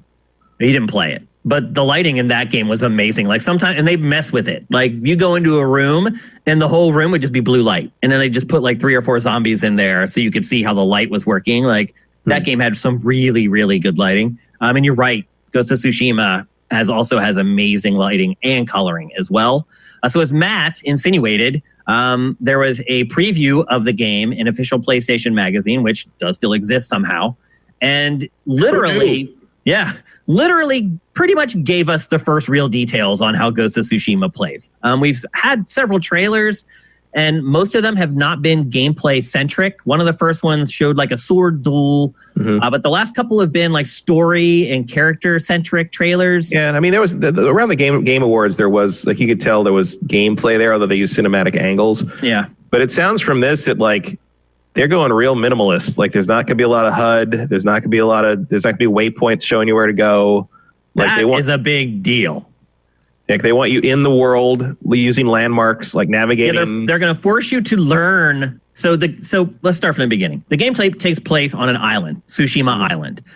You are a samurai on the island. The island has been attacked by the Mongols. It's up to you to repel the attack and save the island of Tsushima. And because you are a samurai and you use stealth, you are called the Ghost of Tsushima. You're the guy who sneaks in the shadows around the island and takes care of business. Now, what struck me the most about the new information in this report is that it really sounds like Assassin's Creed without waypoints. They talked about in the preview how you have to take down camps and castles. They didn't say anything about sinking parts of the island, but I wouldn't be surprised if that's there. But there are kind of outposts that you need to invade and take over. And they did say that you can do it in different ways. You can go in swords blazing as a samurai, or you can go more ninja-like and sneak in and handle your business via stealth. But the structure of the game, to me, is what was the big story here. I kind of guessed a lot of that other stuff, but the way the game works with no waypoints and that it's a big open world where you're trying to take back the island, it sounds a lot like an Assassin's Creed or a Far Cry to me, which isn't a bad thing at all. But I just think that maybe people weren't expecting that. I think I expected more of just a straightforward action adventure, maybe, than something more akin to Assassin's Creed. How do you feel about it? Are you happy about that, Matt? I mean, you're a big Creed fan, so. I mean, I'm not sure what you did not think it was going to be open world, or?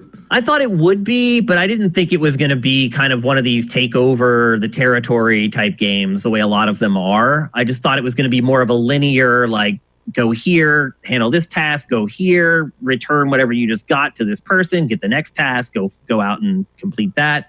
I mean, I suspect there will be some of that too, but it really did. I mean, it clearly was an invasion game, and like it is historically based. Like there is an island called Tsushima, and the Mongols did invade it, and they did not succeed.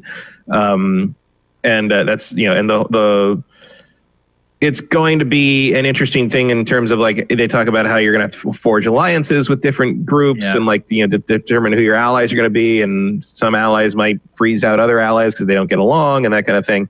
And a lot of Mongols, diplomacy. Yeah, and the Mongols are not just setting up camps and setting up like fortifications. They've taken castles. There's going to be like some real dug in positions that you're going to need allies to get to. And I think just based on what we'd already seen, like clearly there's going to be a stealth element to it. Like Ghost implies that already, but you can't have a stand-up fight if you're not going to win, especially if you don't have horses. So that always made sense. I mean, what we're finding out is like maybe not exactly what I expected, but like in some ways better than I expected. Like I thought it was maybe going to be a pretty straightforward open world game, but it sounds like they're, infamous with swords. But it sounds like they're really changing up what has been a formula for them for the last forever four games. For a long time. Infamous 1, 2, First Light, and Second Son.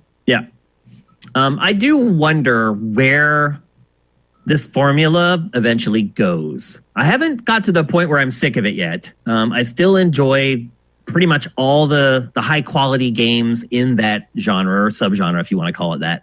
I just wonder where it goes because I haven't really seen, and from Ubisoft included, a lot of innovation in this sort of design over the last several years.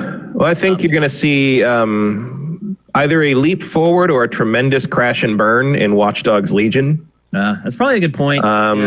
And we'll see. I think there's going to be, Ubisoft is kind of the forefront of this formula just because they do it so much. Mm-hmm. I think Watch Dogs Legion is a big deal there. And I think Assassin's Creed Vikings or whatever they end up calling it, like, can they have, they did Origin, which was a great reinvention, and Odyssey, I think, really gelled a lot of Origin's ideas into a more coherent whole.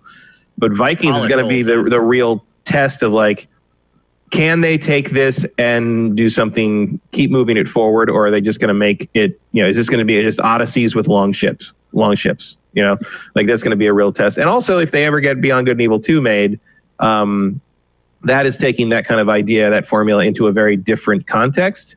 So that would be an interesting way to try and reinvent it. And I think you saw some of that in Starlink, even though Starlink was a very simple idea to some degree in comparison to what Beyond Good and Evil 2 is trying. So I think as much as people like to make fun of Ubisoft for stagnating, I think you got to keep your eye on them for sort of the advancement, the open world stuff, because they're the only ones who make them often enough to really iterate on the idea. Whereas like you compare to something like Rockstar. I was just going to ask you, what about Red Dead 2? Is that not a template for people going forward? I don't think it is, because Red Dead 2 doesn't really do anything new or interesting. It just that's fun. Really that makes the game. Production value. That makes it better. Right. It's like it does interesting stuff that's just not really all that fun. And so that's my concern with Ghost of Tsushima. When they said no waypoints, that sent up a little bit of a red flag for me, because I immediately flashed to playing Red Dead 2, which does have waypoints. But like it takes a while before you can use like the warp system in the game, and then once you do use it, it's kind of limited. As long as Ghost of Tsushima has quick travel, I think I'll be okay. As long as I don't have to spend, like I did with Red Dead 2, hours and hours riding on the back of a horse, I'll be okay. A little bit. I would guess it will. You'll just be able to take a cart somewhere or whatever. I would have guessed a new Rockstar game, would handle things differently, but they didn't, and they are stubborn. I mean, you can take like wagons and stuff places in Red Dead. You just got to pay for it, which to me might as well mean there is no fast travel, because I'm never going to pay you $12 to take a wagon somewhere or ride the train. It takes too long. Especially in that game where the economy, like every dollar matters. I am not in any way. It would never occur to me to kind of like look at Red Dead Redemption 2 or a Rockstar game and think, well, will Sucker Punch copy this? No one's going to copy it, because a lot of Rockstar's ideas are archaic and dumb and it got boring. Perfect 10s though. Because it's Rockstar. Like no one else would get. We'll get into another game later in this show that would not be getting the ratings it was getting if it wasn't what it was either. Yeah. But there is definitely, I think, and not even ratings, but just like public response. You hit things where the pedigree of something matters to the point of ignoring things that should be blatant problems that anyone would have with a game that didn't have that. Breath of the Wild had that too. Like there's stuff in Breath of the Wild that would be savaged in a Ubisoft game. Yep. But aren't, because it's Zelda. I did. And but I think you're seeing the same thing with Final Fantasy VII Remake right now. And you saw the same thing with Red Dead Redemption 2. Although I think Red Dead Redemption 2 did not get away with it quite as much, because I did see plenty of people saying, no, I am really annoyed with how slow everything goes in this, and I don't want to brush my horse anymore. And just the busy work and the tedium in the name of immersion, whatever the hell that means in the context of a Rockstar game. I don't see a company as aware of how to make something good and well paced as Sucker Punch taking that as a lesson. Are you more excited or less excited for Ghost of Tsushima after this info? I don't know if I could be more excited, really, but I like what I heard in the preview. Like it's all positive things to me. I understand what you mean when you hear no waypoints and you think like, is that going to get annoying after a while? Because I don't think no waypoints means no fast travel. I think it means there's not going to be a giant arrow pointing you in the direction you need to go. You just have to figure out where you need to be. I like those arrows, Matt. Sometimes those arrows are nice. We should. I feel like we should be able to turn them on or off if we want to. I would bet if there really is no guidance, I will bet you that we will have a patch that adds it in like 2 weeks. Not before it comes out though, because the press will eat it up and say it's this game changer, and then everyone else will start playing and be like, I don't know what you're talking about, this is crap.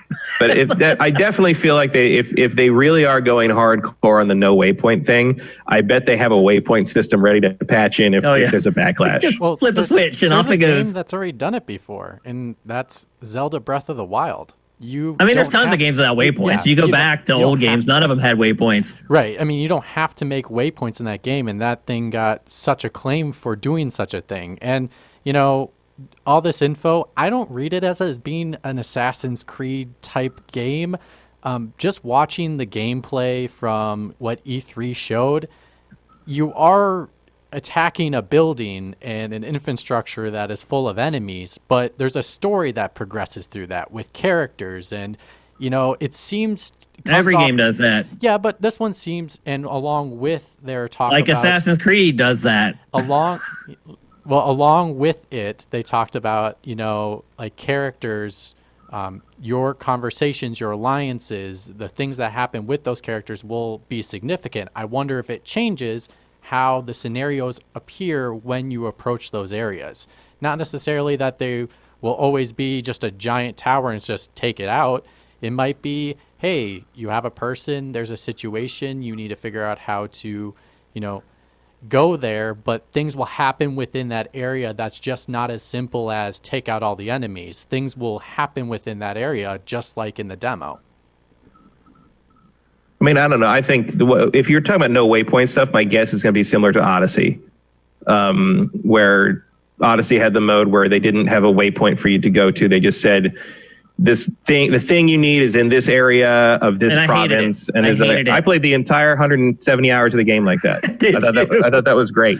I preferred that. But again, that's why you have the option. Like, you should just put the option in. So if people like it, you can use it. People who don't. Yeah, but if it's integral to how the game is going to play, and it sounds like it might be on this one, that might just be how it is. Assassin's Creed Odyssey didn't, it worked as an option because it wasn't integral to how it all unfolded. But if they they did put a lot of work. You're the one who wants innovation to make it work, though. Let's be honest. Like, you were able to play the whole 100+ hours without waypoints because of the work they did on the game to make it happen. But I don't think, if this is such a thing that they bring it up in the big preview 2 months before the game comes out, it sounds like that was an integral idea to the game design, which makes me think they probably would put Sucker Punch's even more effort put in to make it play well in that regard. Which, how colorful the game is, it probably will be easily presentable to understand. Yeah, I'm sure there'll be a map. There will be yellow leaves everywhere in the area that you need to go into. There's going to be a marsh, and it's very specific differences. If I have to figure out where I need to go because every mission gives me a different haiku, I might get annoyed after a while. But I think from what we've already seen in the game, they're not going to have a problem making different areas and different places feel unique, at least visually. So they're going to have all to. right. It'll be all right. If it's all palm trees and beaches, it could get annoying real fast. I don't think there's going to be a lot of palm trees in Tsushima. Yeah, well, where is it located geographically? Actually, I don't even know. It's just off Japan. It's okay. It's island. Japan is a series of islands. It's just one of those islands. Well, if you even look at the latest trailer they showed, they literally just did 7 or 8 cuts of completely different environments, like very distinct differences that you could identify. If you were saying, go here, you could identify that.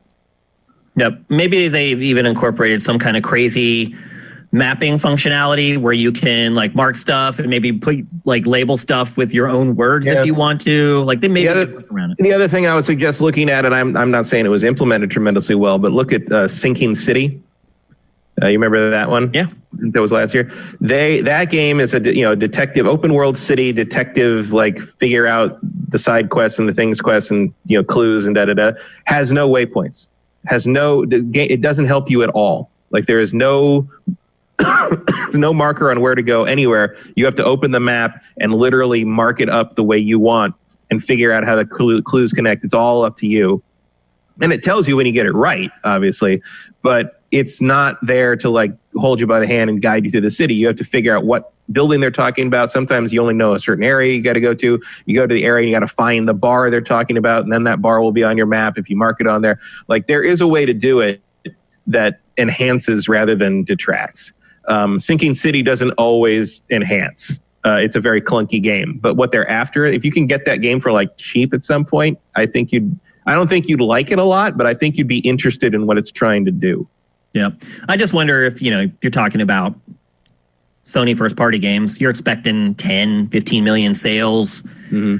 That might be a tough road to toe if your game is not friendly to casuals. I don't know. I think if you design it right, it's natural. We find our way around a lot anyway, although granted a lot of us use GPS to the point that we don't know how to go anywhere anymore. It's true. But yeah.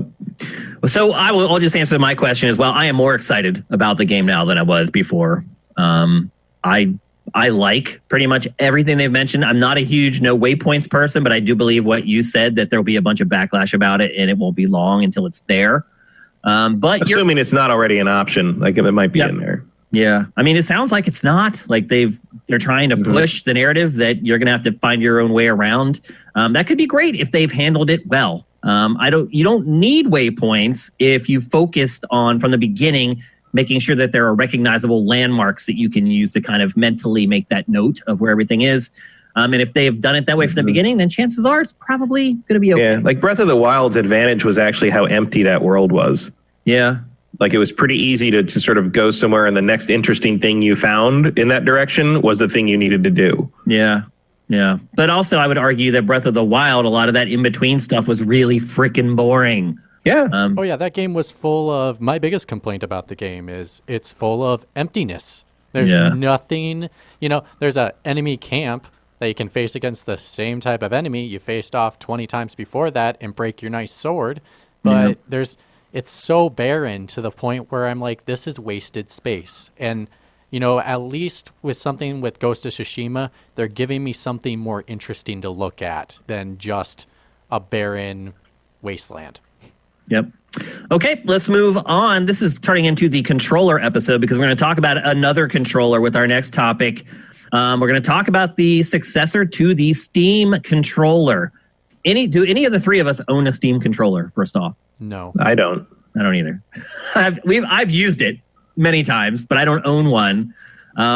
They ended up ultimately, when they went to the end of their run, being on sale for like $5, a lot like the Steam Link did. So I think it's pretty safe to assume that the original Steam controller was not as big a success as Valve had hoped.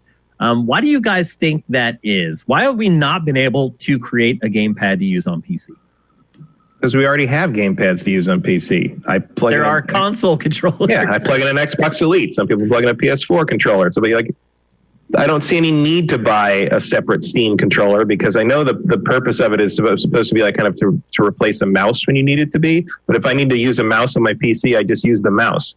Yeah, I agree 100% with Matt. It's you have a mouse and keyboard, for God's sakes. That's what. Yeah, and I know part of it was the idea that PC. Part of it was the idea to kind of go along with the Steam big picture and kind of the idea that people would be playing in their living room and they wouldn't want a keyboard and a mouse and thing. But look, even when I was using the Steam Link and stuff like that, I just wouldn't play real-time strategy games on my living room TV. If I want to play Dawn of War, I'll go in the other room. I just don't. And the Steam controller wasn't, it wasn't the most expensive controller in the world, but it also wasn't super cheap. And there's no why. Matt, do you think it's another case of someone trying to create a product for where there's no audience? Pretty much. I mean, I understand why you would think that might be a thing. And I guess it couldn't have been that much of a disaster because I know some people who got it, but for the most part, I don't see why anybody would if you already have a 360 controller laying around or another controller you have for other stuff that you can use on your PC, why would you spend the extra money? I don't get it. The only functionality it really has that other controllers don't have is the trackpad. I mean, that's pretty much it. And that's, like you said, it's to mimic a mouse. And again, I think you're right. I think this launched in conjunction with Steam Link and Big Picture, where they're trying to get you to stream PC games from your PC out to your television. And then you could use that controller to play RTS games or whatever. I would agree that I've not really played an RTS with a controller where I felt like I was completely in control. So I do feel they've gotten close on some things, but I don't think they've ever quite matched it. They haven't nailed it yet. They kind of got there a little bit with Battle for Middle-earth 2 on the 360. That wasn't bad. And the Halo Wars games do okay. But it's never gonna be as intuitive as just drawing that box or dragging that thing with a mouse and calling it just clicking where you need to go and all. You're never going to perfect that. I don't know about never. In chat says that he has a Steam controller and he likes to use it for something like Dishonored. Okay. Why? Why Dishonored? Yeah, I'll wait for him to answer back. I guess it's odd that would be the. Yeah, I was curious. I guess because it's sort of halfway between a mouse and keyboard and an analog stick. Yeah, maybe. I mean, it could be easier to move the camera with it because of the trackpad compared to using a stick. Well, there's no camera in Dishonored. It's a first-person game. Oh, yeah, that's true. Yeah, I don't know why Dishonored would be good with that. I mean, there are obvious genres that make sense, like MOBAs and RTS. I mean, there are people who will not play first-person shooters with a controller. Yeah, like true. So. Yeah, there you go. I just don't care. I played Doom on PC with a controller. I don't give a shit. So anyway, we basically just shared the history of the Steam controller, which has not been rosy. And then this week it was uncovered that Valve has filed a patent for the sequel to the Steam controller. There wasn't a name like most patents. It doesn't have a name of the actual product there. But you can look at the schematics, and we have those there that Mitch can show you guys for the Steam controller 2. Probably the biggest feature, or really just the overarching feature for Steam Controller 2, is that it's going to be an elite controller for PC. It has a lot of the same functionality. For instance, on the back of the controller, and again, you can see it in the schematics, you can install paddles on the back of the controller.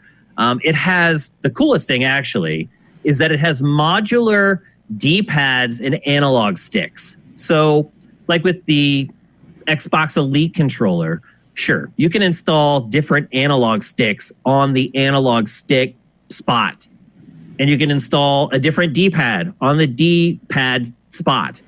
With Steam Controller 2, you can decide where the sticks and the D-pads go. And again, we have schematics that kind of show how that D-pad and those sticks mechanisms, how they work to slide into this slot on the controller where you can use a D-pad or an analog stick. And that, the patent to me really is that.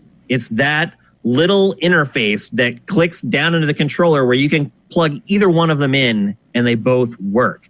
Matt, do you think there's a market for something like that? Probably, but I don't know if I'd want to buy a controller just for that. Like, it feels like I have controllers that have the layouts I would want, one or the other. And because we complain, we'll say, like, we looked at the DualSense and we were both like, well, yeah, it looks good, but it still doesn't have the offset analog sticks. Yeah. With this, there's no complaints because you can put the sticks and the D-pads wherever you want. So if you like it like PlayStation where they're parallel, you can do that. If you like them offset like Xbox, you can do that. Right, but my problem with the DualSense is that you have to play PlayStation 5 games with that. And that Steam Controller 2 doesn't help me there because it won't work on the PlayStation 5. Right. And if I want to play something with offset sticks on my PC, I have an Xbox Elite controller. And if I want to play something with parallel sticks on my PC, I have a PS4 controller. So, well, even if you again, I don't really have a lot of use for this. So, maybe somebody does. Well, according to the patent, you couldn't even play it the PlayStation way because the PlayStation sticks are on the bottom, and you can't.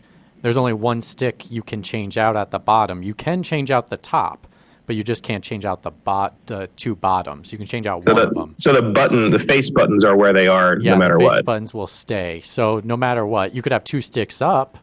That would be a little different, but that would be different. I've never seen a controller like that. And Commander Fett got back and he said it's easier to pick up items playing Dishonored with the pad. Wow. And that's a good enough reason to use it instead of a normal controller. Interesting. Yep, different strokes for different folks, I guess. Just says precision is key. Yeah. Based on the Dishonored games do have a little slightly picky boxes for picking things up. Yeah, the hit boxes around the items is very, very specific. If you don't get it exactly right, you're right. It's hard to pick stuff up. They should just make those hit boxes bigger. But anyway, so based upon everything we just said, and literally the failure of the first Steam controller, why is Valve doing this? Gotta do something. I mean, so the B-roll that we have shows the manufacturing plant for the Steam controller. It's pretty amazing watching those things be made. Could it just be a case where Valve is like, we have this plant sitting here, like we need to make something with it?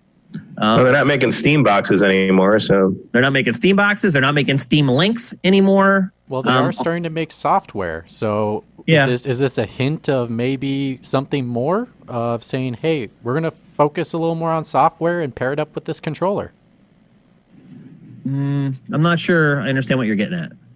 Well, because they just released Half-Life Alyx with extreme success. Right. And partly we don't know that yet. We actually don't know how it's sold yet. Well, I guess in regards to success, I'm rating it based off reviewers of critical success. Critical success, correct. And And people were happy not because it was just a VR game, was just because Half-Life was making games again. And Valve was making games again. Yeah, so maybe they will start making more games, and that will go into Steam automatically. So the Steam controller will do a partnership with them to pair it up. I have no idea what you're saying. Never mind. What do you mean? Why would they partner? They're the same company. Valve and Steam, same company. I'm sorry, I didn't mean but they would release it together as the controller and a new game to go with it. I'm still not understanding what you're getting at. Well, then never mind. I don't know how else to explain it. Are you saying that there would be a game that they make specifically that makes specific use of the functionality of that controller? Sure, yeah. That's where, because they started releasing Half-Life Alyx, they might be making more software that they want to pair up with this controller and kind of roll it out. It's not making a solution like we've agreed. We all say this isn't a solution to a legit problem. There is no problem right now. There are controllers that are easily available for people to play that people like to play with. But Mitch, if you're making a controller to play one game, that's a mistake both from the perspective of the controller and the game. But it could be. That's how you get Samba de Amigo. Yeah, that's how you end up with a piece of plastic in your closet that you use for a week and never touched again. Yeah. I think maybe it's just that Valve just thinks it can make a better controller. I mean, that could really be what it comes down to. It could be like, you know what? We see what Xbox is doing with the Elite. Sony hasn't really jumped in yet. Probably will, is my guess.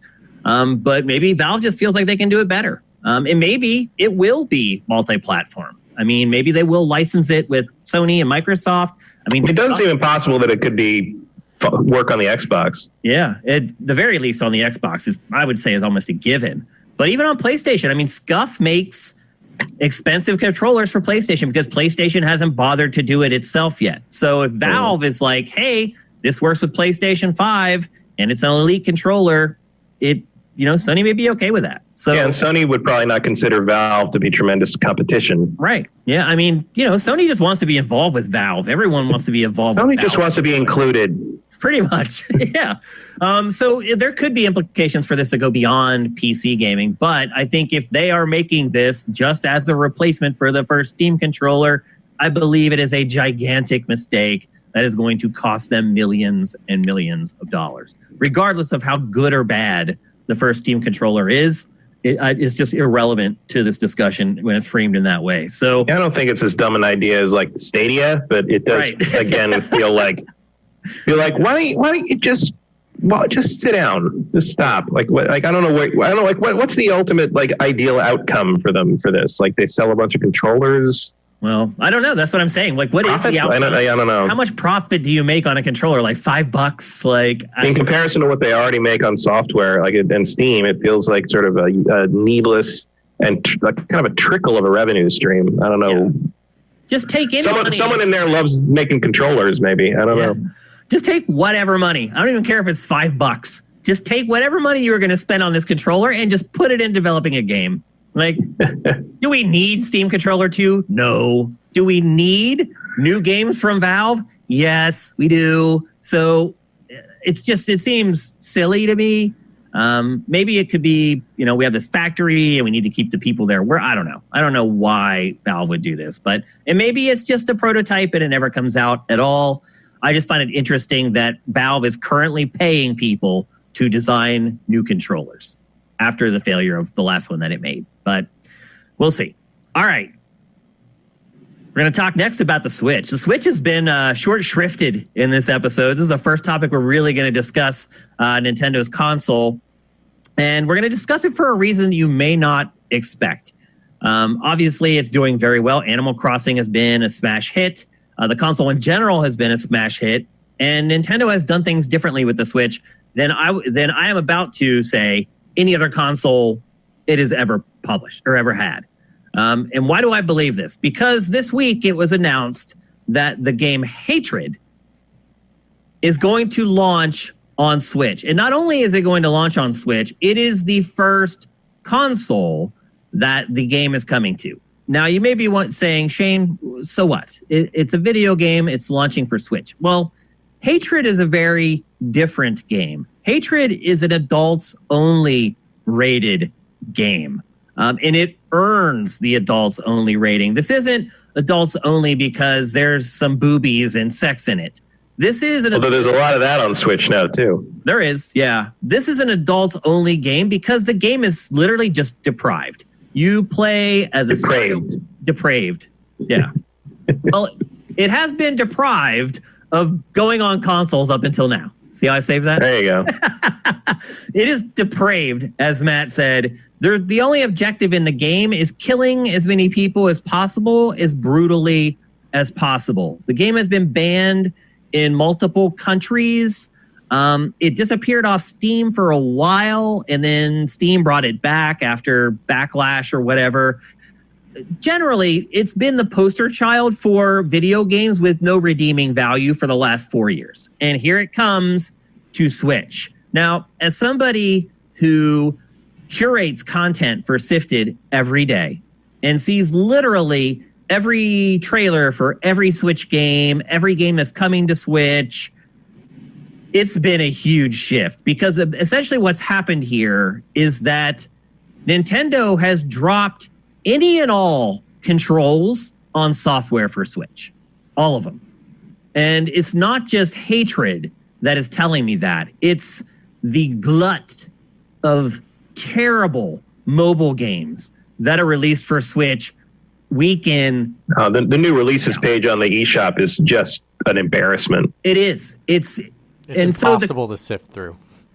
It really is. But see, that's why we're here as Sifted, because I see all this crap and we don't curate it. Generally, the rule is if a port is over 3 years old, we don't curate it. If the port was originally from a mobile game, we don't curate it. And so if you go to Sifted, you would have no idea all this crap is going on with Switch because we don't allow it into our ecosystem so that you can be overwhelmed with all the noise. But if like Matt said, you go to the eShop or you go to Nintendo's official website and you start trying to find games that you might like or might want to buy, that's when it becomes very obvious that Nintendo's quality control has went right out the window. That Nintendo seal of quality, which was always tenuous to begin with, I don't even think they put them on their games anymore, first of all. No, they haven't used those since we were teenagers. Yeah, and for good reason, because there is no quality control. Yeah. Well, it never meant anything. It just meant that they were licensed by Nintendo. Back when they had meant that they passed testing. No, there was never a testing element to it. It was purely they were approved by Nintendo for sale on their system. That's all that meant. Yep.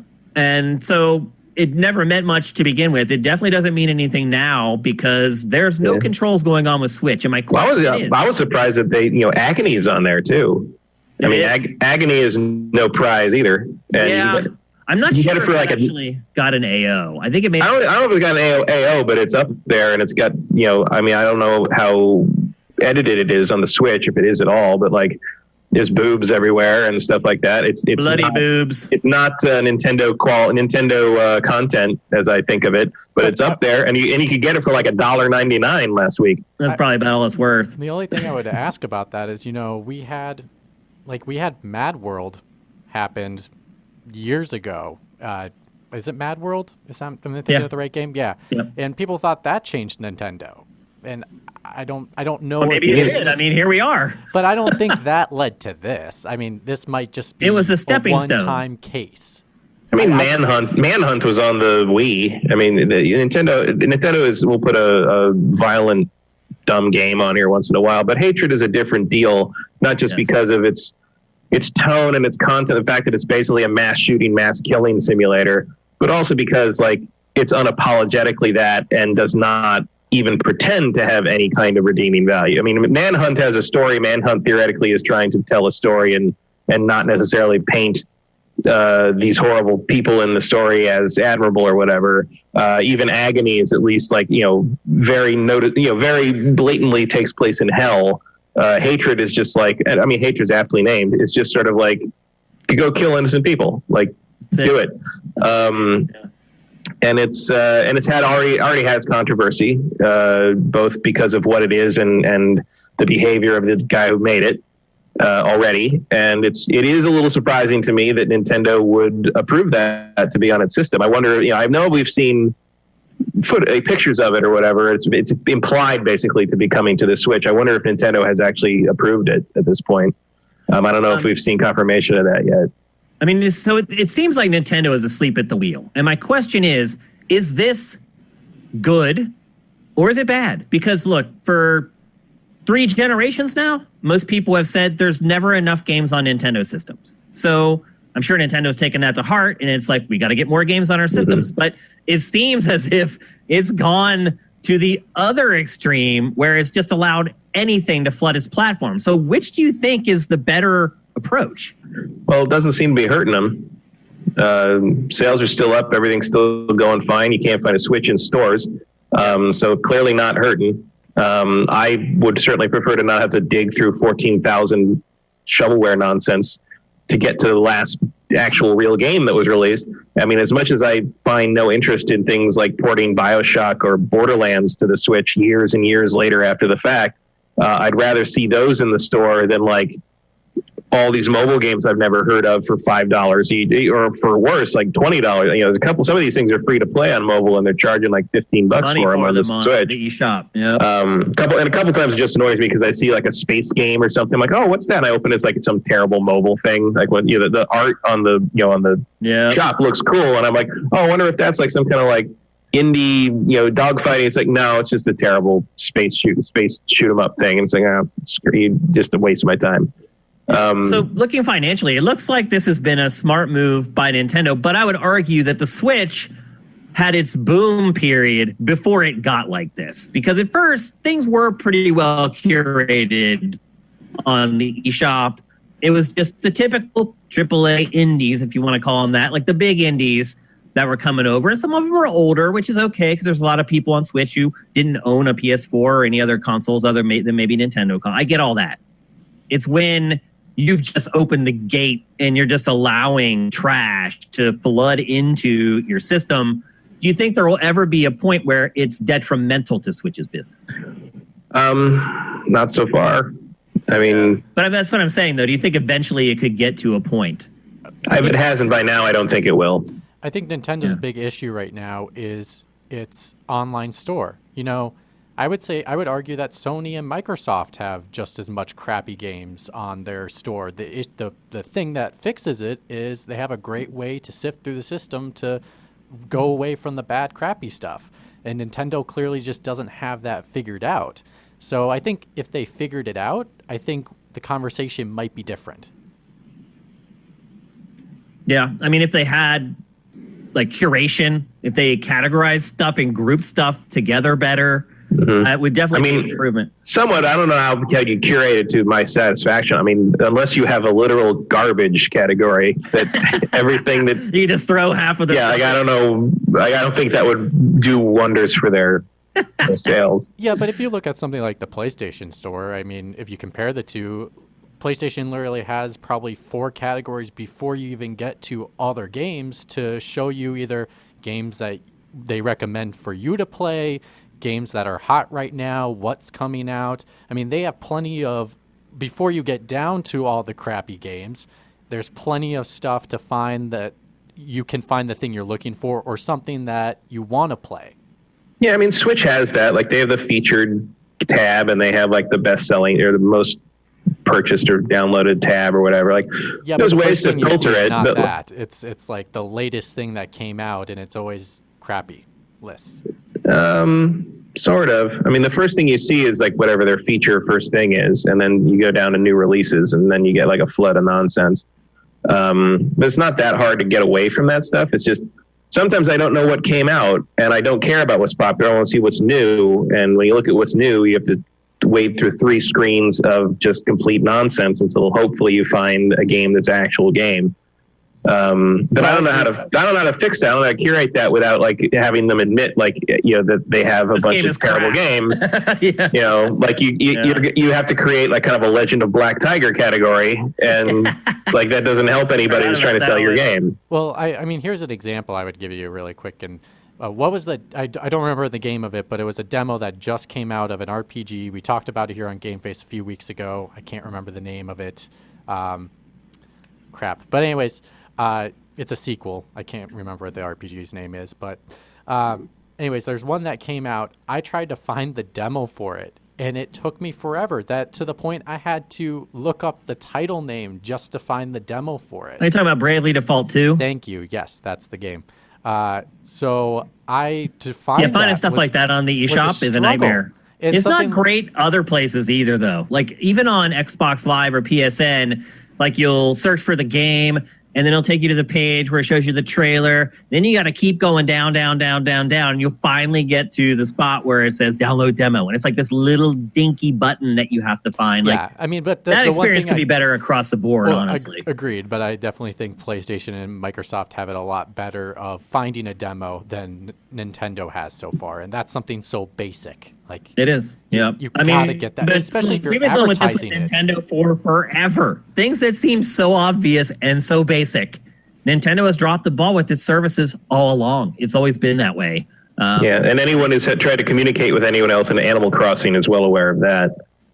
No, for sure. Yep. So the problem, I think, is when you're so successful as Nintendo is right now with the Switch, it's hard to see what you're doing wrong. When the money just keeps rolling in, it's like, we're doing everything right. And it's not. No one ever is doing everything right. Well, and I would argue they do that use all the time. eShop a lot more if it was a better user experience. And I've had money sitting on the eShop for literally 3 years. I've had like $60 or $70 just sitting there, and I've never found something to spend it on. Every time I go there, it's like Matt said, like, you get there, it's just this wall of crap. And I know the big first party stuff that's coming out. I don't need the eShop for that. I need it to find good indies and things like that. It doesn't bubble up the good stuff easily enough, I guess, is what it comes out to. And I would be spending even more money on the eShop if it did. So sure, Nintendo's doing great. That doesn't mean it can't make more money and do even better. Do you see Nintendo ever getting to a place where it's feature parity with its competitors on stuff like this? No, it's not a priority to them, and it never will be. Yeah, and the other guys are going to keep pushing forward as well. Yeah, Nintendo's always going to do its own thing, no matter what. Yep, and it usually works. Let's just be honest. Even when they have bad generations, all they need is that one other one to offset the bad one. Because you look at the Wii, like it made up for the N64 and the GameCube like tenfold.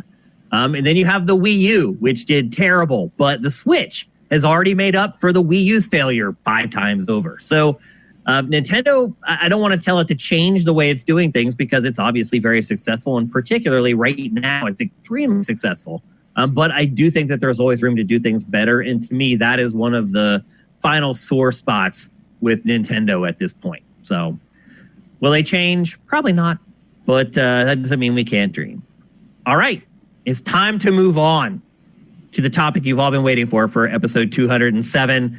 And that is the Final Fantasy VII Remake. We've all been playing this game since Friday at least. Mitch actually got the game on Thursday night, Mitch, at like 9 p.m. or whatever, our time. Yep. And then played it until he fell asleep that night, and then played it all day the next day and finished the game. You may not think that's a big deal because maybe you're not playing it yet, but this game is gigantic. 32-hour Mitch, runtime. how many hours did it take you? 32? 32 I think that's hours. low.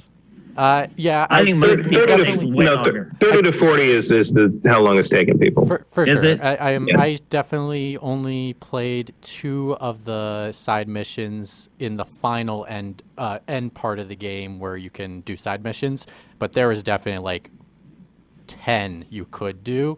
I kind of just wanted to keep going, but I recommend that you do complete those for sure. So Mitch is done with it and has been done with it. He ended up using a lot of that information to write the Final Fantasy VII Survival Guide, which is in today's episode of Sifted HQ. Make sure you check that out. So Mitch is done. I'm on like chapter 11 or 12. How many chapters are there, Mitch, total? 18. 18. Oh, okay. So I'm actually farther than I thought I was. That makes sense then, because I was like, wait a minute. I thought there were like 30 chapters. And I was like, I've played like 15 hours, but I'm only a third of the way through the game. So it's probably more like 50 hours. But now that I hear there's 18, that actually makes sense and adds up. And chapters really range but anyway, between you're an looking hour to like sometimes it can be like 2.5. Really just depends on the chapter itself. Oh, yeah. I mean, there was one chapter I didn't even know it happened. I really saved and it was one chapter. I played for like an hour and it was 2 chapters later when I saved. I didn't even know when it had switched chapters. I just completely I don't know, maybe I looked away from the screen when the little chapter thing came up or whatever. Anyway, there's a lot to talk about with this game. In fact, I have notes, probably 1,000 words worth of notes from playing this game. Matt and I have not finished it. Matt, you're basically at the same place I am, right? I think I'm at the beginning of chapter 10. Yeah. So you're just a little bit behind me, but not much. Mm-hmm. So where do we start? Let's start first with the story, the plot. Has everybody played the original Final Fantasy VII that's on the show right now? Mitch, have you played it? I played and it Matt, you played it, even though you're not a fan, right? Just a few years ago. So I have my knowledge of this franchise is very generalistic from a consumer until I played the game a few years ago. And Matt, you played it back in the day. You're not a huge I played it when it came out. No, I found it subpar at the time, especially coming off the back of Final Fantasy VI, which I still think is the best game in the series. And as far as I'm concerned, it ruined RPGs for about 5 years as everybody tried to be like them, and it changed how the formatting and structuring of storytelling worked in JRPGs to be more like an anime series, because it was aping Neon Genesis Evangelion so much, which was the big hotness at the time in Japan when they were making this. And they were no longer like epic novels. They were no longer like big epic novels. They were character-driven like melodramas after that, which I found less interesting, like in comparison to say something like Suikoden, which was a more old school approach.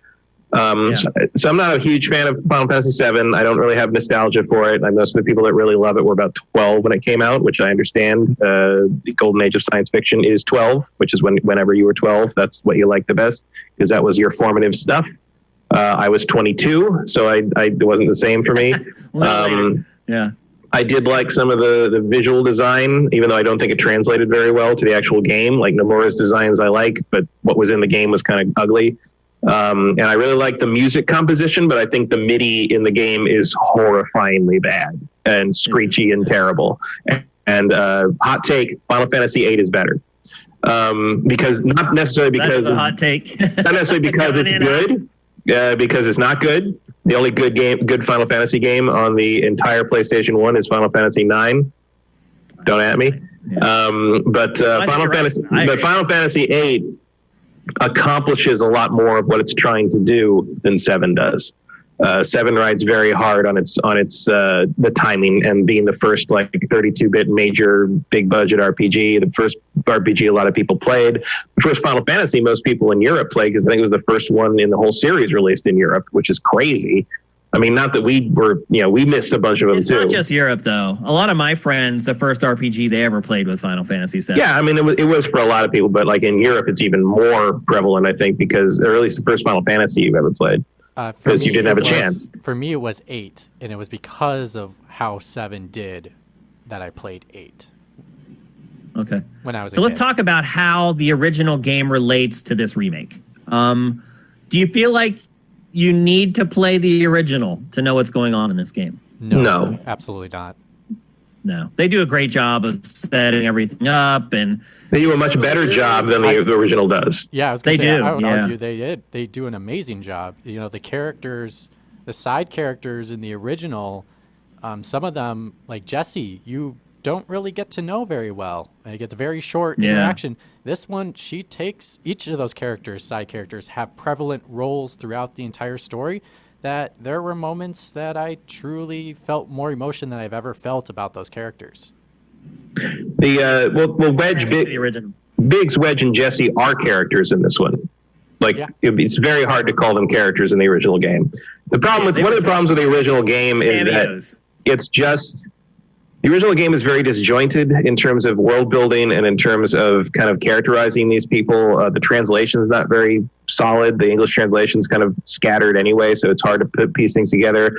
There's not a lot of work done to kind of bridge the fantasy elements with the science fiction elements. And the remake does all that much better. Like, you can understand what the materia is, how people view it in context of the world. The biggest advantage the remake has is that they're able to kind of realize the concepts of the world and the characters better. And like, you can walk through the slums and look up and see the plate of Midgar, like above it, blocking the sun out. You can get a sense of the flavor of the neighborhood that someone lives in. And like, there's a stark difference between like the neighborhood that Avalanche is staying in versus the neighborhood that like you go to with Jesse later in the game. Like, you get a much better idea of what it's like to live there.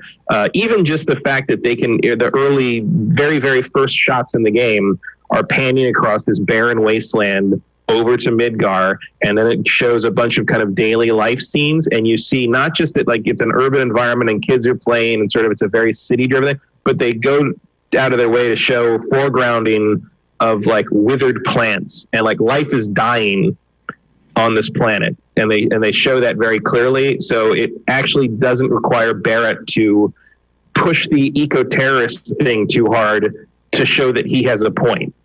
Although he still does. He still does. But like the biggest thing I think, and here's the thing about the storytelling and the story in this game, I still don't think it's very good. In part because like I'm on board at the beginning when they're remaking the beginning of the game. When you're in the Mako reactor and you're doing like kind of that famous opening, like what the demo was basically, and then getting back to the slums to regroup where Avalanche hangs out at the bar. That takes you basically up to chapter 3. And then complete filler bullshit happens for like 20 hours. The whole middle of the game is new story. It's not from the original. Yep. And some of that, I see why they're doing it. But like the first thing you do in chapter 3 is a bunch of side quests that have nothing to do with anything. And in one of them, Cloud literally says, "This sucks."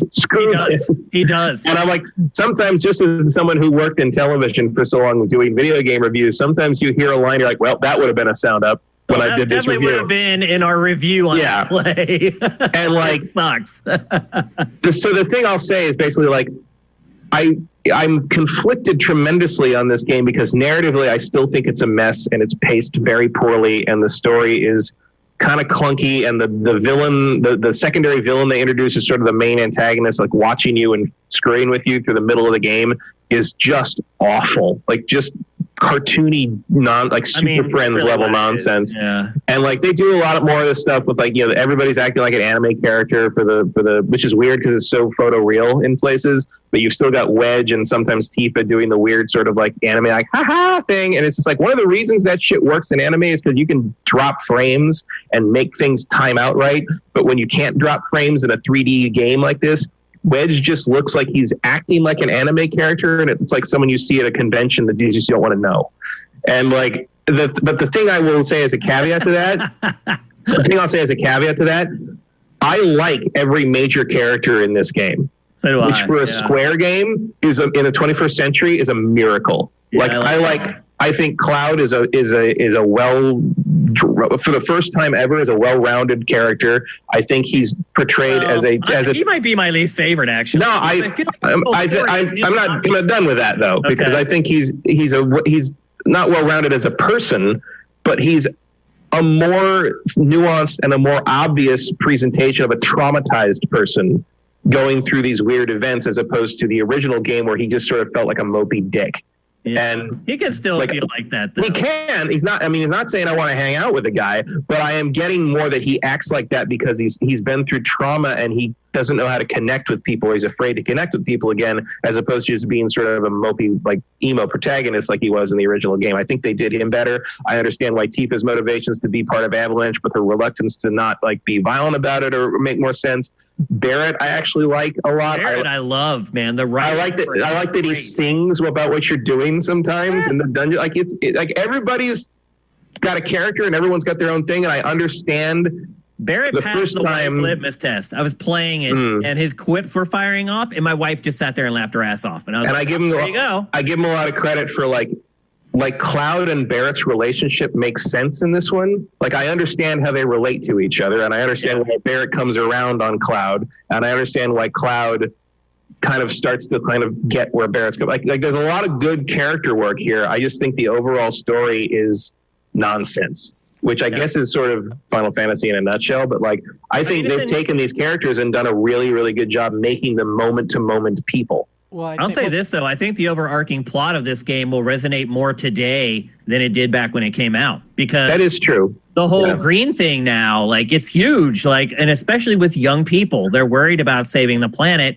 And so it's odd that this game has come out like 20 years later, and now it actually makes a little bit more sense. Yeah, well, it does feel prescient in a way that, like, I mean, I think it did. You could see it back then. It was not, the green movement in California maybe was a little more prominent, so it didn't seem quite as out of place to me at the time. Yeah. But like to now, like, there doesn't seem to be a lot of conflict. To me, playing this game is like the idea that Shinra might have a point is just not present. Like Shinra is a monstrous, conglomerate that is clearly evil, and they play that. I mean, the guy who's trying to stop you from getting to the second Mako reactor is basically a 1980s cartoon villain. Like there's no nuance to that, which I also find irritating.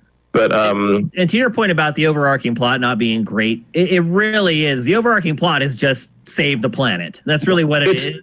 The main problem I have with it is 4 hours of story dragged out to 30 hours.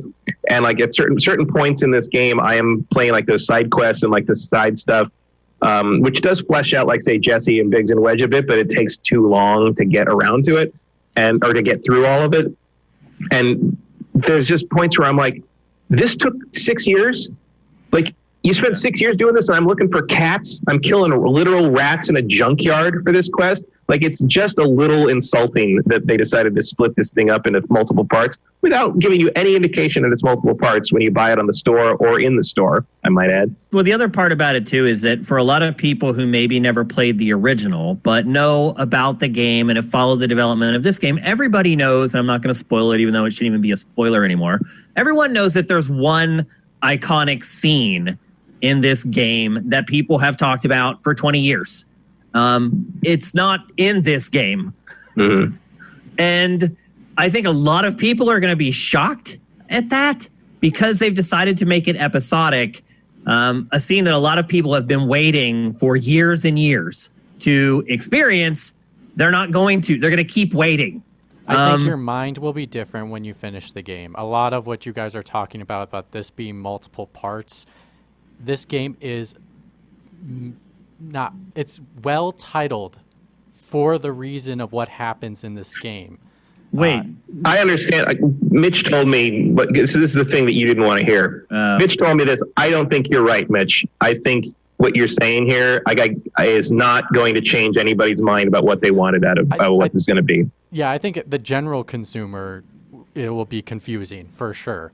But I think because of the way they take the story, I think the name is correct in not naming it apart and just. No, I don't agree with that. There's no reason. No. There's no reason this shouldn't have been one game. The general consumer won't even know this scene exists. They're fine. It's the hardcore people who have followed Final Fantasy VII for 20 years. But I would argue who are going to expect it to be there. But I would argue that this game would help create that moment to be way more significant than it would if they just remade this game completely the same way and made the entire game and made that one scene, because you couldn't fill all this extra stuff that they've been putting in.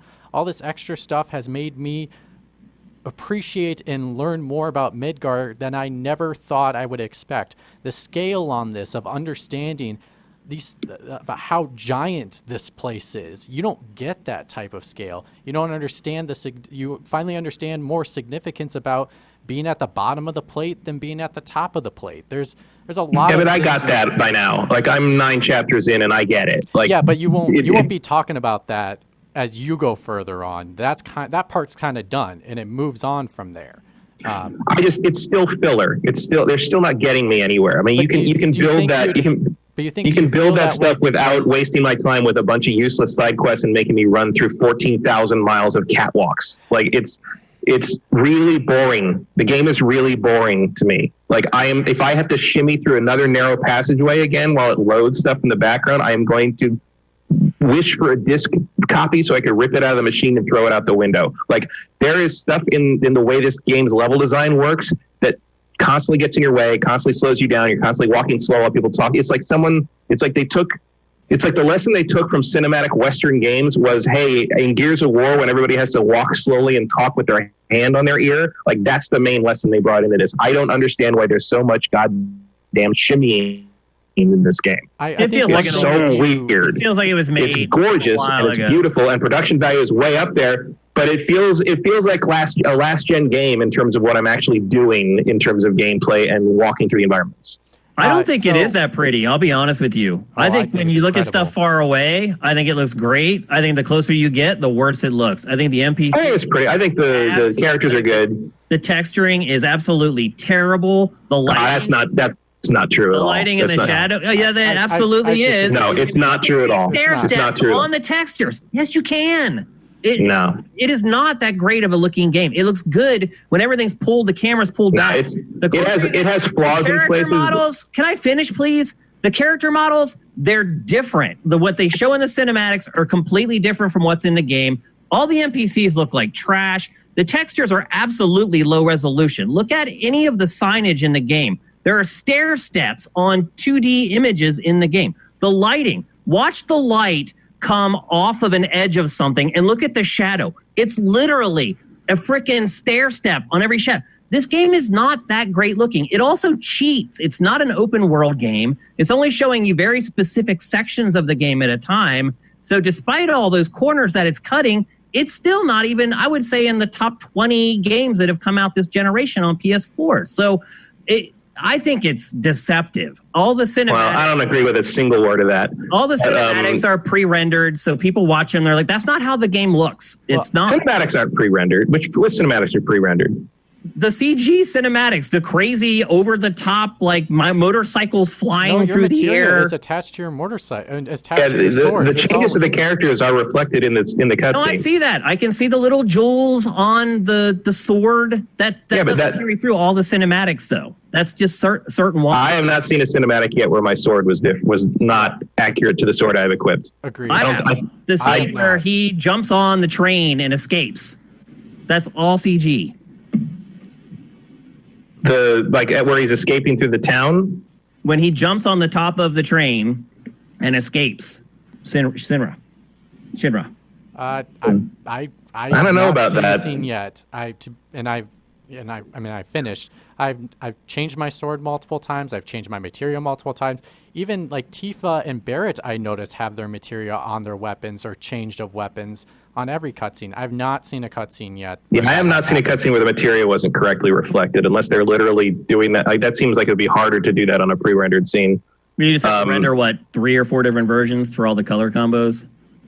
That's a lot of money and time to render full screen 4K CG. Like, it'd be easier to just do it in real time. I don't see what you're saying. Like for the most part, I think it looks great. There's just places where I wish I could put up screenshots that I captured on this. I mean, I've seen things where there are flaws in there. Texturing in this game is crap. Texturing in this game is not crap. There's just places where the texturing breaks down. I think it's really fun. Well, but this doesn't happen that often. I see it all the time. Every building. Look at the textures on the buildings. I do look at the texture on the buildings. They're gorgeous most of the time. But I think it's funny that I'll run back to my apartment. That you stay in the apartment thing and you get up these stairs, and the doors, Tifa's door and Cloud's door are textures off the PS2. Yeah, and I sat there waiting for it to load, and it never did. That's just what the texture on the door looks like, and it's so weird because you come face to face with those doors like 5 times in the early chapters, and they didn't put a better texture on that door. It's very weird. A lot of people are going to give the graphics in this game a pass because this game is legendary. People love it for whatever reason. They're obsessed with the game, and being able to see stuff that used to look absolutely terrible in this fidelity, I get it. You're like, oh my God, it's gorgeous. But when you start comparing it to other games, its contemporaries, it's not that good of a looking game. It's just not. I don't know what other games you're talking about then. Any Sony first party game, any of them, except for Days Gone. But I would argue that those Sony first party games don't have the depth of view that you're getting in this game because you're in Midgard. They're not. This is not an open world game. You don't even realize a lot of the time you're seeing skyboxes in the background. You're not even seeing the real world. They're tricking you, Mitch. And you're falling for it. No, I'm not falling for it. I think the game. They're skyboxes. Really well. You're not actually. They're not drawing all that. Mitch. I know they're not drawing. No, I agree. They're not drawing all that for sure. There is plenty of detail in this game. Yes, I agree. The door at your apartment is not great. Like that's probably the one, if not a couple times I've ran into. I wish I could put screenshots up right now because I have a gaggle of them that show how awful the texturing in this game is. People can say whatever they want. I got the screenshots to prove it. And I could say maybe it's a little deceptive because I'm looking at the characters a lot more and not as looking much in the background. And that's exactly what they've done. They've made the characters look amazing, and the rest of the game has been sacrificed, except for the NPCs. The NPCs look terrible. Are you playing on a Pro? Yeah.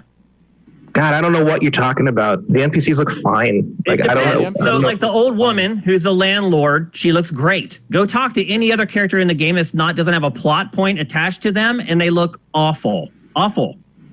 Look at the people who give you the side missions. When you're saying awful, like how there's no self-shadowing. There's no text. There's no fur shading on the characters. The hair looks like a helmet with a texture slapped on it. I mean, I can go on and on.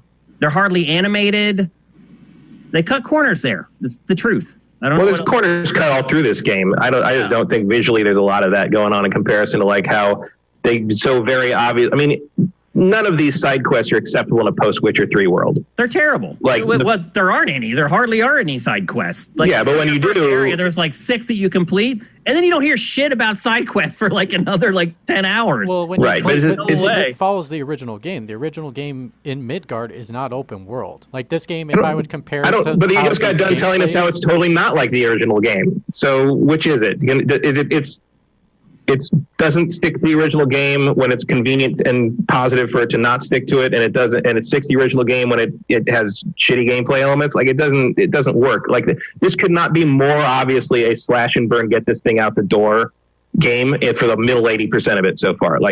There's no verve to the design of the dungeons in this game. It just goes on and on and on. And I can't believe you finished it in a day because I couldn't play this that long because I'm fucking bored. I'm not bored. So I would say the game design, if I want to compare it to something, which I agree, I don't think the game design in regards to the levels and the floors, it should have been more open world, I think, if it wanted to try to do something more different than what the original was. And it's similar to when I want to say Final Fantasy XIII. You know, you kind of have a pathway that you follow with some side diversions along the way that you can go off of, but it's very much a linear pathway with, if you're going to jump, you're going to run to a thing that makes you jump. Yeah, and Final Fantasy XIII is terrible in part because of that. Yes, so exactly. I'm not enjoying it. I will say, however, the cats are very well done in comparison to Lightning Returns, which had the worst dog in video game history. So, do you remember that? But I think for me, and I really enjoyed this game. So, I think, and I agree with you in regards to the design of the leveling. I think it could have been done a lot better for sure. But I enjoyed level design. So being more open, immersive. And I think the side quests are kiddish in very much. Like finding kittens, that was annoying. I was annoyed with that. So that's why I skipped the side missions.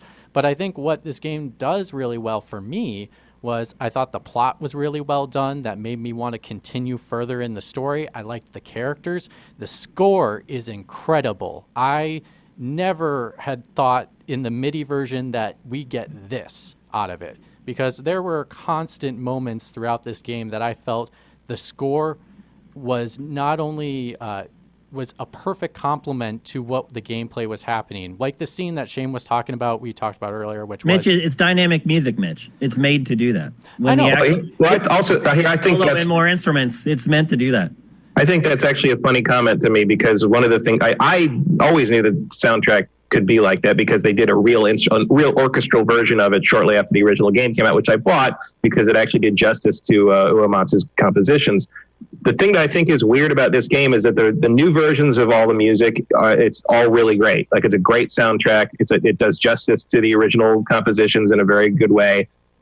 I think in the same way that The Hobbit that makes this mistake too, it's using a lot of the music wrong a lot of the time. Like, it's taking themes that have nothing to do with the scenario in play, like, in context of what's happening, and just plays the music because they know we like the music. Like, they're constantly playing Aerith's theme at times when Aerith isn't even remotely related to the scene, but they're playing it because they know we associate that with this game. And they're like, oh, we're walking through the slums and Aerith's theme is playing. It's like, it's not that it's manipulative, but it's in the same way how, like, sometimes when bad things happen in The Hobbit, they play the ring wraith theme, which makes no sense because that theme is attached to the ring wraith, and there's words to that music that's singing about the ring wraith, and you're like, nah, it doesn't work with this scene. And so, like, there's a lot of weird choices of what music goes where in this game, despite how good the production is. This constantly, the production value quality is scraping up against the inability to sort of execute the nitty gritty properly. And it's very strange that it took them so long to make this game and they still have all those same problems. And I still don't understand why in such basic, like, really straightforward dungeon areas or just street areas or whatever, or even like the various town areas, why do I keep having to, like, shimmy through alleyways and duck under boxes to get into the same room over and over again, when there's nothing happening in this area that feels like it should be taking up? Why do you need another load here? Why do you need to slow me down like this? I mean, the whole game is so weird. Like a game from the, like, PS2 era. It's a linear game. It's a linear action adventure that has RPG elements. Yeah, it's just, I don't understand why there's so much sliding between boxes. You know, I mean, I agree that's annoying, but in the grand scheme of things, that's like the billion things that I would complain about before that, to be perfectly honest. It's one of the things that annoys me the most about this game, like just the stop and go nature of it, where once I feel like I'm getting into a rhythm in some of these things, then I have to stop and watch Cloud slowly scoot to the side for a minute. It's so weird that that's there. It feels like such an archaic Band-Aid. I mean, maybe Cerny's right when he says that, like, the solution is to make these hard drives so fast that you never have to wait to load anything again, because then you don't have to put a scene like that in something again. But I just feel like I have not been subjected to stuff like that so often in a game since last generation. I mean, I'll be honest, it reminds me a little bit of Final Fantasy 15, a game that had been iterated a couple different times before it came out. You could see bits and pieces from the different people that worked on it in there. It just... I would not be surprised if this remake was actually in development like last generation. And I will say it's way better than Final Fantasy 15. Like, I would never, but I definitely see what you're saying in the sense that it feels like there's a bunch of patchwork unfinished bits versus, like, really polished bits, and, like, it's weird how they're all stuck together. Old, like, the level design is all linear. There's really no exploration in the game. What surprised me the most, I think, is the lack of RPG elements in the game. Yeah. You have, like, 3 pieces of gear that you can attach a couple things to, and then you have, like, a main weapon you can attach a couple things to. You don't fiddle around with, like, your stats. That all just goes up, like, on their own or based upon whatever materia you have installed on your weapons. Like, there's really no character building in this. You can't really build a character to play the way that you want. You have a little... Yeah, I mean, you can play with the materia and stuff later. Weapon, though. You can go into your weapon and add stats, like more health for that weapon. You can add more special attacks. Yeah, there's a tree. Weapon. There is a tree. So I would say it's not as in-depth as, like, a regular RPG would be, but I think the RPG elements are there for the combat. I didn't say they weren't there. I said I was surprised how small and inconsequential they were. Yeah, they're still pretty much the same. They're pretty much the same as the original games was. It's just, again, if you're going to depart that much from the original game, why not add something? Especially because it makes me wonder, like as we move forward into the next game.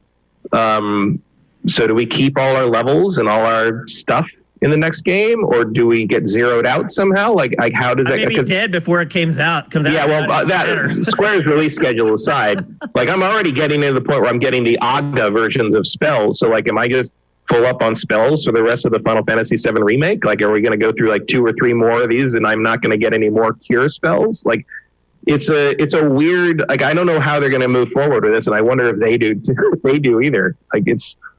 I think it is strange to me how old-fashioned a lot of it is, and not in the sense of like, oh, well, they're remaking an old game, so they have no, like they reinvented the wheel like 14 different times in this game. There's no reason to not reinvent the wheel on other things.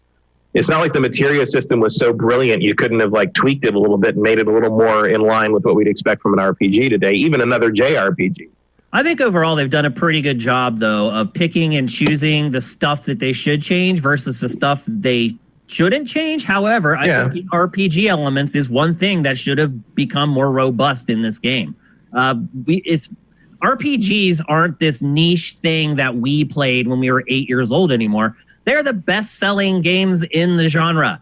Everybody knows how to fiddle with stats and build their character so it plays exactly how they want it to play. It's weird that one of the most heralded RPGs of all time, when it comes back, actually ends up skimping on those elements more than almost any other modern action RPG. So that's surprising. What would you add to it to make it more with the like RPG the ability to be much more granular and affect specific stats. So when you look at your character, you have a list of like 20 stats that are in the game. You don't have any direct impact over really any of those. Maybe a small amount, depending on what materia you connect to your weapon or to your bangle or whatever. I just said that you can adjust the weapons, that can adjust your special attack, your special defense. It does. Yeah, where's your charisma rating? It does predetermine. Like, I mean, that's just not how JRPGs work. Like, JRPGs have always been basically visual novels with more stat rolling happening. Whereas a Western RPG is more of like what you're talking about, where charisma influences what you can talk about in dialogue, and like you're directing the story by playing a role as the character. You know, like the Mass Effect, the BioWare it's just version. Another way the game feels old. Yeah, it's just another way the game feels old to me. Somewhat, but it's also like that's what just JRPGs are, though. Like JRPGs Persona 5 isn't that way. Persona 5 is not that much different, I wouldn't say. Like, there's a lot more babbling in it, but Cloud doesn't get to make a lot of dialogue decisions in this, and neither did I in Persona 5, really. I was just talking about the stats, like the RPG stats of your. No, I mean, once you get further in, you can mess with the stats in this game pretty heavily once you get enough materia leveled up to do.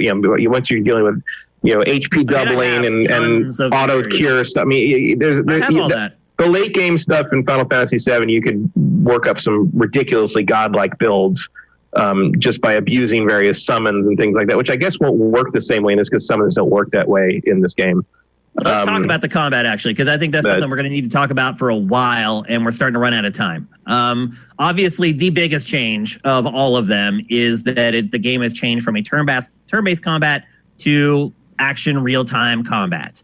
I have tons of notes about this, and most of it is not really good.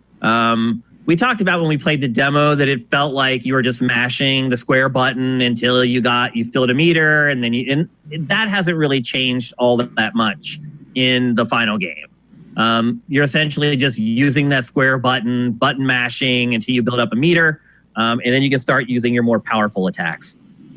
So for me, I ended up hardly using magic at all in like typical rank and file combat. Did you guys use it much? Because I use it when something's weak to it. Yeah, like I'll use it. Yeah, pretty much. I mean, here's the thing. This is basically just Kingdom Hearts 3's combat system slightly modified. Like, I don't find it particularly interesting. I don't find it particularly fun. I don't find it particularly difficult. It gets done. I hit him with a sword. I switch to Punisher mode. I'd stagger him. I hit him over. If I got to switch to Tifa to cast something, fine. If I got to switch to Barret to shoot something I can't reach with a sword, fine. It doesn't really add a whole lot, and it just sort of feels. There's no nuance to it. It just sort of feels chaotic most of the time, and like I think I would have preferred if they just made the original combat system with a few tweaks and prettier. Like, I don't know what they're gaining by doing this, except I guess to make it more mainstream in the sense that people expect to be able to button mash things, and that's just what they think is fun. I don't know. It's fine. It works. It gets you there, but like, I don't particularly enjoy it. And like one of the main reasons I stopped playing the game to take a break or whatever is because I get through a dungeon or I get through a boss battle or I get to a new section and I realize that I'm about to have to go whack a bunch of things with a sword again. And I'm like, I'm tired. I'm going to do something else until I can come back to it. There's not a lot of satisfaction to it. Like, there's bits I like. I like the summons. The summons still look cool.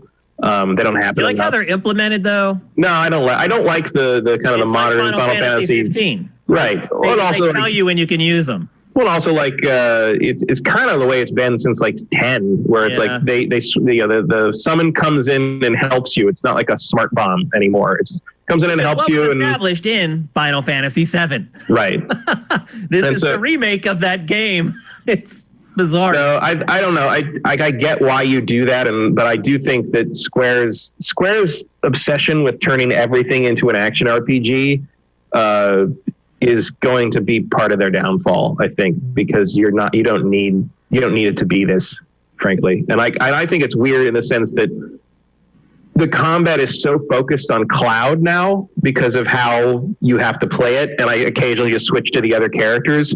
I feel like I'm playing the entire game as one character, and I don't feel like I'm playing as a team a lot of the time. And one of the things in RPGs, especially Final Fantasy RPGs, is there's that element of like, you get to see your whole party, you get to sort of like use your whole party and everything. But instead, I'm only really making decisions for Cloud unless something comes up that I know specifically is in the wheelhouse of one of the other characters, as opposed to sort of the connection you get with characters in an RPG where you're picking their actions every turn. And I feel like that is a weakness that this combat system introduces that the original game did not have. When I first started playing this game, I felt like I had to do everything twice. So switching to, what's the more powerful mode when you hit triangle? What's that called? Punisher mode. When I hit it first time, it never starts. I always have to hit it twice. And as I played the game for a while, I started to figure out that you just can't. You have to wait for Cloud to finish something and then hit the button. So you have to do it between hits. It's a weird timing. It's a very weird timing, and it took me a really long time to get. And it just feels unresponsive to me. The same deal with using the L1 modifier, which you can go into the menu and you can set everything to the face buttons that you want. And you hit L1, and like typically how I had it set up is like the top row were attacks, the bottom two were like healing. Well, again, like if you're in the heat of battle, I would go to tap L1 and hold it and hit one of those face buttons, and the first time it would never work. And then the second time I hit it, then it works. And the whole game feels like this to me as far as the combat is concerned. It feels like there's this weird like buffer zone between completing an action before the next input will be accepted. And if you play, you start to get used to it and you just start to mentally account for it. But for the first, like, as someone who likes to action combat, like really responsive, lightning fast sword combat, I thought it was awful. I think the blocking mechanic feels awkward, and it doesn't feel like it's doing anything, even though it is, because it's like this weird thing where you like get hit and like hop up while like, I don't like the combat in this game much at all, to be perfectly honest with you. I hardly use the magic. When I played the demo, I kind of thought it was cool how it had like the pseudo turn-based stuff where you could kind of slow down time and then select stuff. The more I've played the game, the less I have enjoyed that, because it just breaks up the whole flow of combat. The camera is an issue. Like, I'm getting attacked off screen all the time by stuff that I can't see. You can fix that, or help it a little bit. As Mitch mentioned in his survival guide, you can pull the camera back a little bit, which helps. The good news is that the game isn't that difficult. You can basically repeat the same pattern that Matt mentioned earlier and defeat most enemies. The whole combat system comes down to staggering. And that's pretty much the way you finish every battle. You stagger, they get staggered, you unload. Which also is a thing that they've continued to do. Like 13 did that, and 15 did something similar to that. Like, I don't know why Square is so focused, or at least Nomura is so focused on the idea of like, hey, knock this bar down so then you can knock the other bar down, and then they get back up and you have to knock the first bar down to get the second bar down, and then you beat them. Like, why can't you just let me fight the thing? Like, it's a system on top of a system that like I can see for certain enemy types, but have it be part of every enemy makes it feel sort of tedious. I also found it hard for me to figure out. So I'm fighting with 2 other party members, and a couple of them are almost dead. Well, sometimes you can bring up the menu to use the potions, and it works fine. Sometimes you go to use it, and it's grayed out. Like you don't have ATB. You have to build up the little bars that like let you do actions. Basically. I figured out that like if I just run around in a circle, it eventually fills up, and I can use again. It's time based, and it's stupid, and it fills up faster if you're hitting them. That's the basic thing. Yeah. So instead, I'm just found myself just running in circles away from enemies, waiting, hoping that they follow me, leave my party members alone who are almost dead. So I'll whack them, get them to follow me, and then run in circles, waiting for my thing to refill so I can use a health potion on one of my team. Like, it's just not good. These are all things that you don't see in most modern games. Again, as a combat first, gameplay first guy, this game is not up to scratch, in my opinion. The weirdest thing to me is that I've been looking at like Reddit, various things. There's a lot of places where you and I are in the minority on this. Reddit like our game seems to hate this thing, like to some degree. But I've seen a lot of places that are just endless praise for this combat system, and it baffles me. Of course, it is. I will say I'm in the boat that I like this combat system. I do.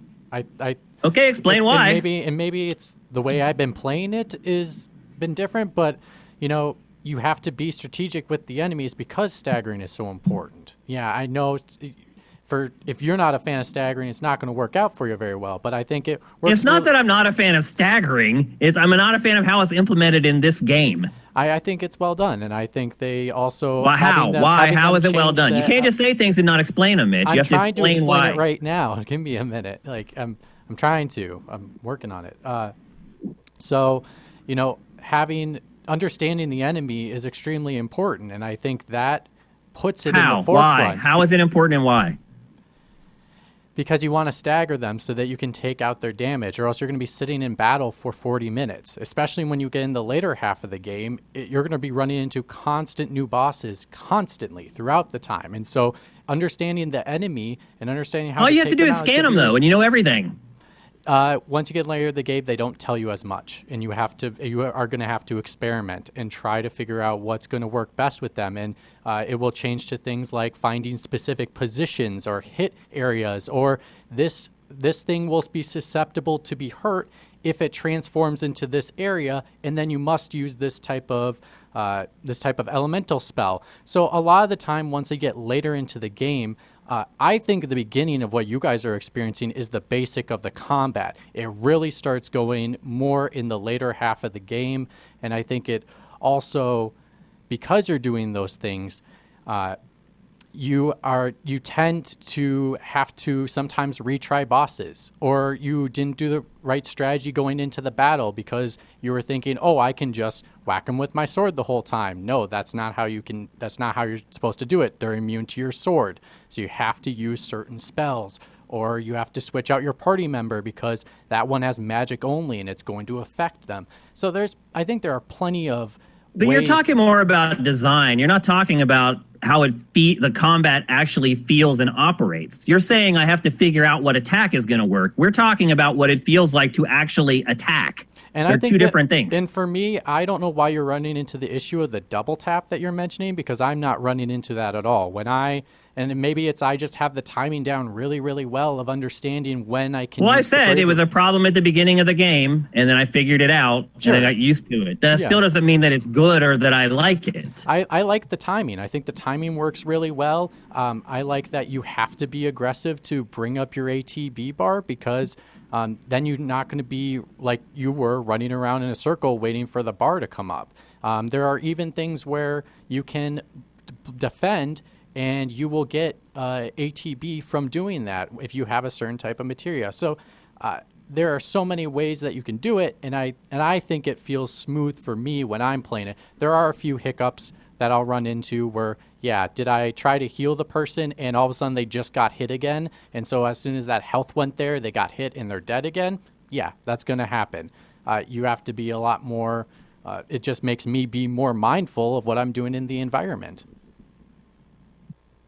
I disagree. I think the timing and the combat's weird and goofy, and I got used to it after a while. By used to it, I mean that I intentionally wait to press new inputs after I do something. Like I pause a beat before I switch to my heavy attack mode. That's not good. That's not good combat. Like Dark Souls. That's what you're basically learning to work around it. No, that's not true at all. Dark Souls combat is great. You can't stop something mid-combo in Dark Souls or Demon Souls or Bloodborne. You can't do Who said anything about mid-combo? But that's what you were just saying, weren't you? No, I'm saying transitioning from one thing to another, you have to wait a beat to put the inputs into the controller. Otherwise, it just doesn't do anything. It depends on when you're doing it. I can switch to Punisher mode mid-combo now. Yeah, I can too. But again, I have to wait. I have to wait for that last square attack to land and finish. Then I have to tap the triangle to go into that. Same thing as Bloodborne. I mean, that's just combos, though. That's just how combos work. Like that's fighting games. That's fighting games in a nutshell, though. You can't hit the button before the window for the next move is open. Like, not everything uses Mortal Kombat dial-a-combo style. Is not using Mortal Kombat dial-a-combo style buffering the way to go in a game like this? I would argue no. It's interesting that they chose that, especially because other things in the combat system in this game are like that. So the fact that the Punisher switchover is unusual, but I got used to it. My problem with the combat system isn't that that's all that non-responsive. I think it's fine in that regard. I just don't think it's particularly interesting, and I don't find, you have to switch to this person so they can use their one thing that gets through this arbitrary defense is particularly interesting either, especially when it applies to so many trash mobs.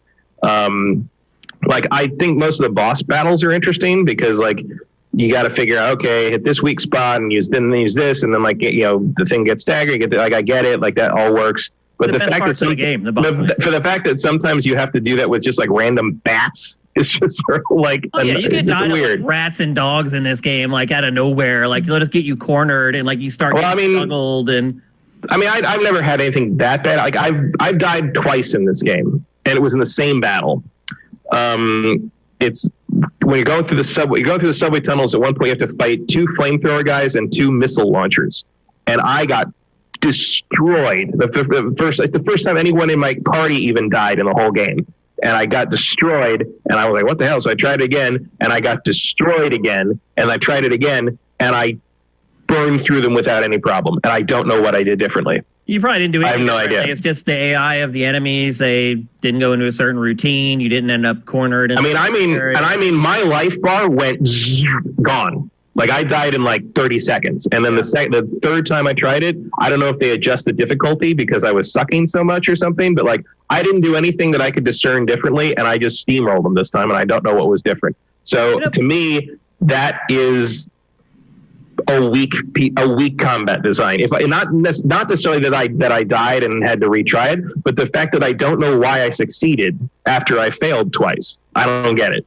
And maybe that would be clearer moving forward in these later part of the game that Mitch is talking about, where you have to like really dig into that idea of rock, paper, scissors on these things. But I don't see what else can be really introduced except more elements of things, and that doesn't make it interesting to me. To me, it just makes me want to go to sleep.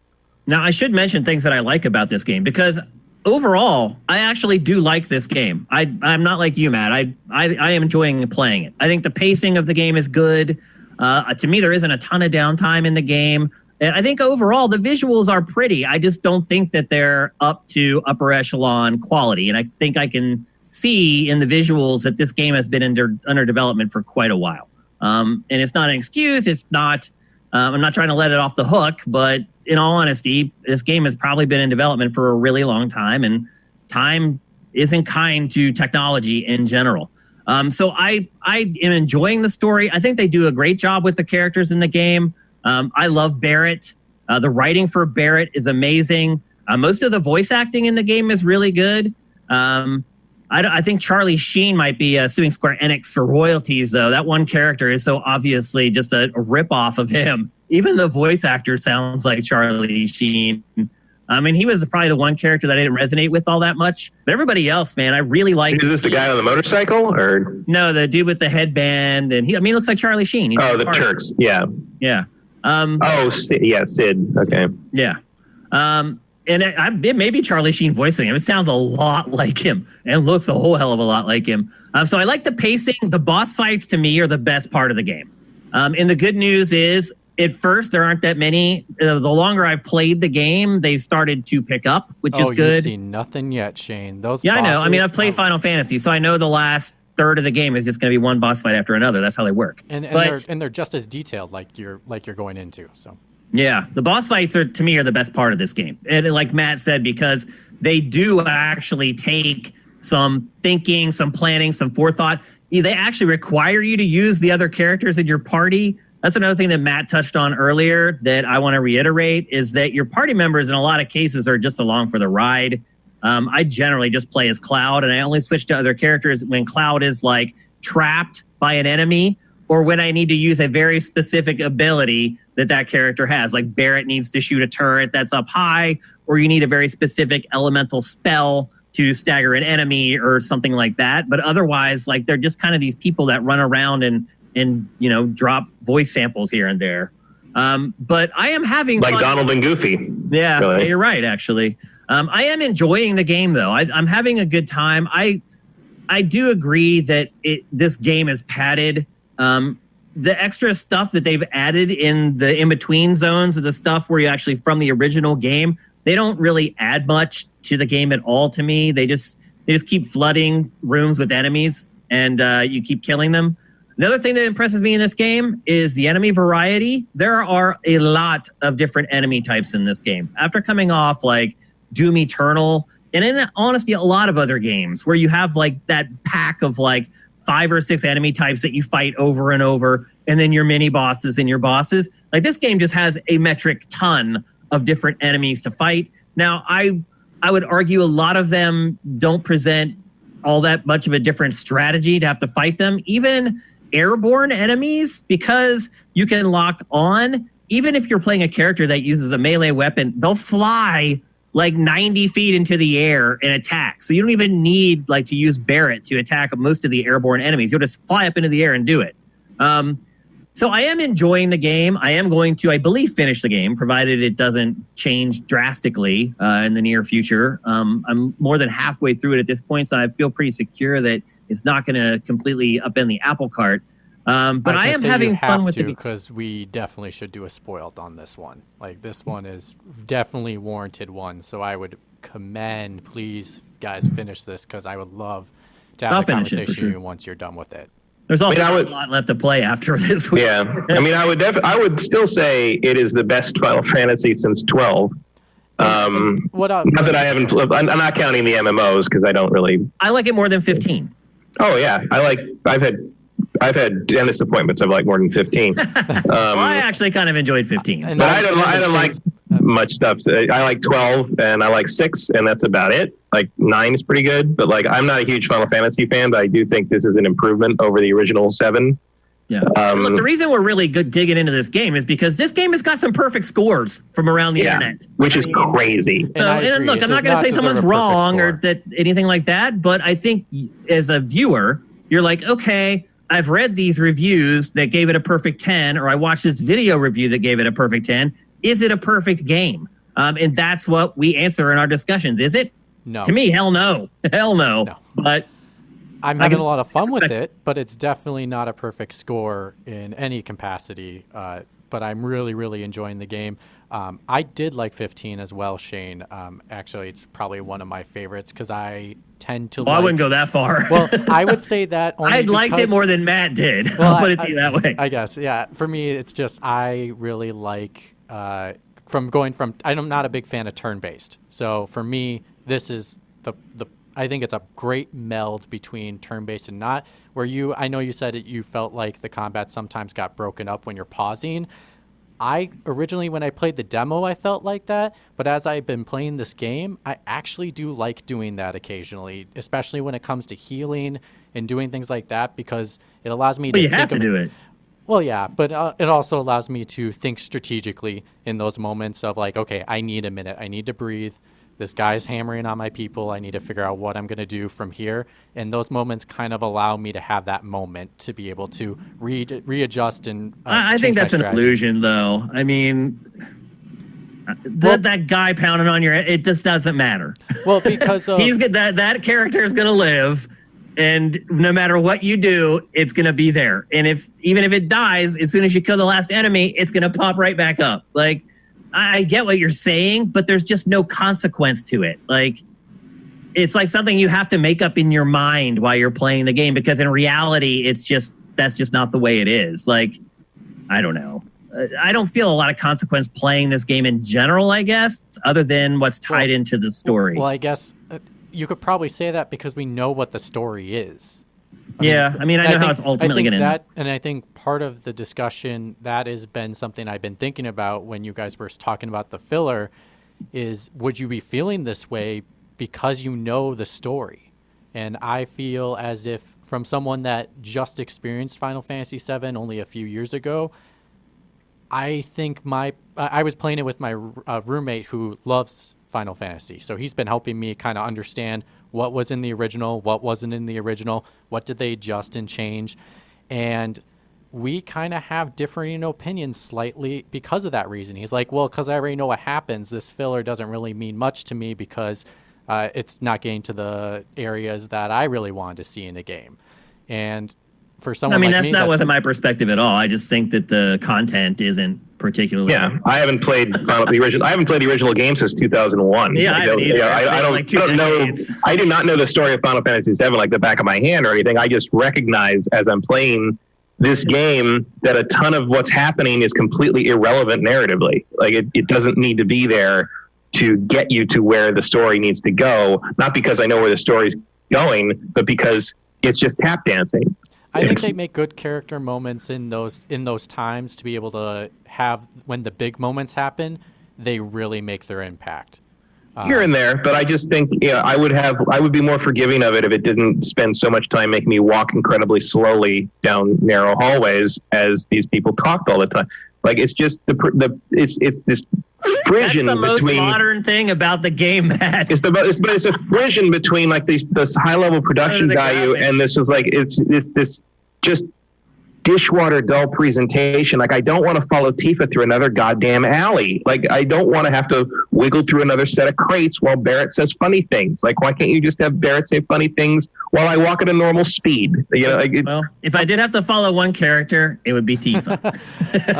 The final thing I just want to say, from collecting the B-roll to do the survival guide, I will say that, when I was collecting it, there is a lot of cutscenes in this game. And I've recorded on this hard drive right here, like 3 hours of cutscenes. And I probably have to delete them all, but yeah, for someone going into this game, that is something that a majority of this game is a cutscene. And you watch it almost as much as you play. Yeah, but that's true of the original as as well. Yeah, I mean, that's expected, I would think. Yeah.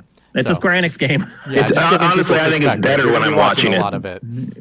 Some people might feel that way, for sure. I'd rather watch someone else play it at this point, really. Yeah. I'm like, I'll just come back when you're done with the dungeon. Tell me when the cutscene starts. So we got to wrap it up. Final recommendation. Would you recommend people buy it, Matt? I don't know. Ask me when I finish it, I guess. Toughie. Like, I guess I would at least say play the demo. If it's still there, yeah. I think it is. Is it? Yeah, it should be. Yeah, I would agree with that, because if you play the demo and you like it, you're going to like the rest of the game. If you don't like it, you're not going to like the rest of the game. Yeah, it's not. You're not going to change your mind, probably. It's not very different from the demo at all, really, as you play more. What about you? The only downside is you'd have to play that part of the game over again on the final version. Yeah, which was a little annoying, I'll admit. I mean, what about you? There was only one small adjustment to with the demo. I would disagree with you guys saying that if you didn't like the demo, you won't like this game, because once you get later in the game, the combat really expands. So for me, I think I struggle to understand that. How does it expand? It expands because of understanding your enemies more. It's really. But you're still just scanning, finding out what their elemental weakness is, and then attacking it. But when they're not, you have to figure it out on your own, and that is where. So you try the lightning spell, it doesn't work. You try the fire spell, it does or doesn't work. That's. I don't know. That's not something you commend a also, game for. It sounds a little too much like the Final Fantasy 13 thing, where it's like it gets really good 30 hours in. thing. Like once you get through the linear part and you get the Grand Pulse, like then it opens up. I'm like, yeah, but now I'm 40 hours into a game I didn't enjoy. Like that is no longer. I mean, yeah, but I'm not saying it's as bad as Final Fantasy 13, but I'm saying an RPG needs to hook you from the first hour. Like you can't just be like, oh, it gets way better like 15 hours in, because that's fair. It's not a good game. No, that's fair. I would say if you're a huge fan of Final Fantasy, this is one you're definitely going to want to pick up, especially because of what happens. I'm surprised things have not come out about this game. I'm sure they have. You just don't go places. No, I haven't seen. Well, no, I haven't. Twitter is full of assholes. But I haven't seen anything that Mitch told me before the show. I haven't seen anything about it mentioned anywhere. So score one for gamers. Either Mitch finished it way ahead of everybody else, or everyone's being surprisingly polite. Well, which could be possible that Mitch finished it before everyone else. Well, Australia and Europe did get this game a week early, so that's why I'm surprised this news has not came out. I mean, the truth is most people haven't finished it, and that's why this stuff hasn't started circulating yet. But it will. Yeah. But if you're not a fan of Final Fantasy, I don't think you'll like this game. I will say that I wouldn't. If Final Fantasy 15 infuriated you and you wanted to write the series off, you might want to give this one a shot and see if it rekindles you a little bit, because I do think, as many flaws and weirdness elements that I have, many complaints that I have about this, it does feel like it's more back on track for the series than anything since probably 12. Like 13, I mean, and it does have the problem of the linearity that 13 did, but 13 also had the problem that every single character in that entire game was garbage. And at least you can be pulled through the linear story in this game by some very well done character work, which I never thought I'd be saying about the Final Fantasy VII cast, but here we are. They did it. Yeah, that's a great part of the game. I actually do recommend buying Final Fantasy VII Remake. It's a big game. You're going to get your money's worth. It's very well paced. There's not a lot of downtime. I think in particular, if you haven't played the original, I would recommend this game to you more than people who have, because you're not going to realize that they're padding stuff in the middle. You're just like, I'm fighting the next monster. So I think there is going to be kind of different perspectives. As somebody who did play the Final Fantasy VII, the original, I am disappointed in this remake. I really thought it was going to be more. It does feel like an old game to me. It's very linear. Mm-hmm. You're never going to get lost. You're never going to wonder what to do. And some people like it that way. And I think the majority of people like it that way. And so here's the thing that I kept thinking about this with thinking about like the future installments coming out whenever they come, whenever those happen to show up, whenever the idea that eventually if they do 2 more, I guess you'll theoretically have a complete game.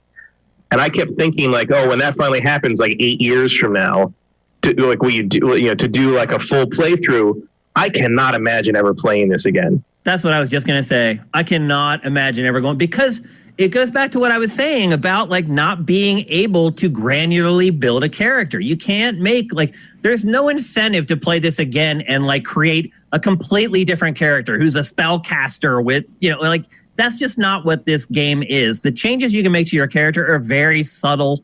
In a lot of cases, I don't even really notice them unless they're changes that actually give you a new attack or a new ability. It's things that actually buff like your attack power or your defense.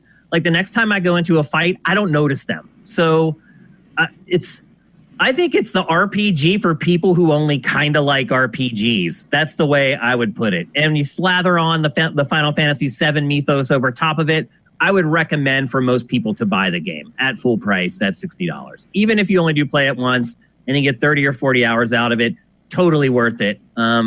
And I look back at some of the more recently released games like Resident Evil 3 Remake. I would buy this game 50 times over before I bought Resident Evil 3 Remake for $60. So I know we sounded like we were harsh on it, but I think part of the reason they kind of went that angle is that there are so many people just gushing over this game all over the place that sometimes I feel like we need to be the voice of reason in the storm. And sometimes that's what GameFace does. I mean, we always tell the truth, and sometimes you want to hear it and sometimes you don't. But overall, this game is good, and I would recommend buying it at full price, particularly if you're a Final Fantasy fan or if you're someone who likes light RPG elements but does not like getting bogged down by a lot of the tropes of the genre. If you do beat the game, you do unlock a hard mode that's another thing you do get. I would never do that. For replayability for people. If that is the opposite of tempting. Exactly. It's like if it unlocked an easier mode, maybe I would play it again, but not a more difficult one. So, all right. So that's 2 buys and not sure yet from GameFace on the Final Fantasy VII Remake. So there you go.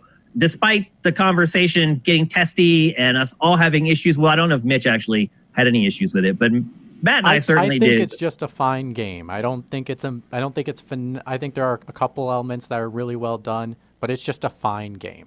I don't think it's horrible in any. It's not horrible in any area, but it's not. I think I could agree with that. Maybe for me, in my mind, I would give this like an 8.5, an 8.5 in my brain out of 10. It's still a pretty solid 7 to me. Yeah, which is a compliment for Final Fantasy the last couple of installments. So I think I'd end up in the middle of you two guys, actually. I tell you what would boost it up more for me is if they weren't still doing that thing that I complained about in so many Square games in particular, but also just general Japanese RPGs. Stop making your three-dimensional photoreal characters act like anime characters. And I don't mean like in a general sense. I mean doing the weird like posing and the weird like comedy anime gag things. Like it doesn't work, and it's absurd. It's for 5-year-olds. Well, that and also like it all that behavior, those tropes come from a 2D animated medium. And when you try to translate that into a 3-dimensional thing that can't skip keyframes and it just looks weird and creepy and just sort of off-putting. And all you're doing is limiting the audience by making it seem so strange. There's no reason not to have naturalistic behavior in these games at this point. It feels so out of place every time it happens. All right, we got to call it there. No more. We have reached the limit. We're at 3 hours. We have to take a couple questions from people before we get out of here. I do want to thank some people who have subscribed via Twitch Prime during the show. Appreciate it very much. Let me see if I can find some here in the chat. I know I saw a couple. Davil124, thank you for Twitch Prime. That's freaking awesome. Rosencrantz, thank you. Your tier 1 subscription. That's freaking awesome. Appreciate it. Let's get to a couple questions. Here's one from Commander Fett03.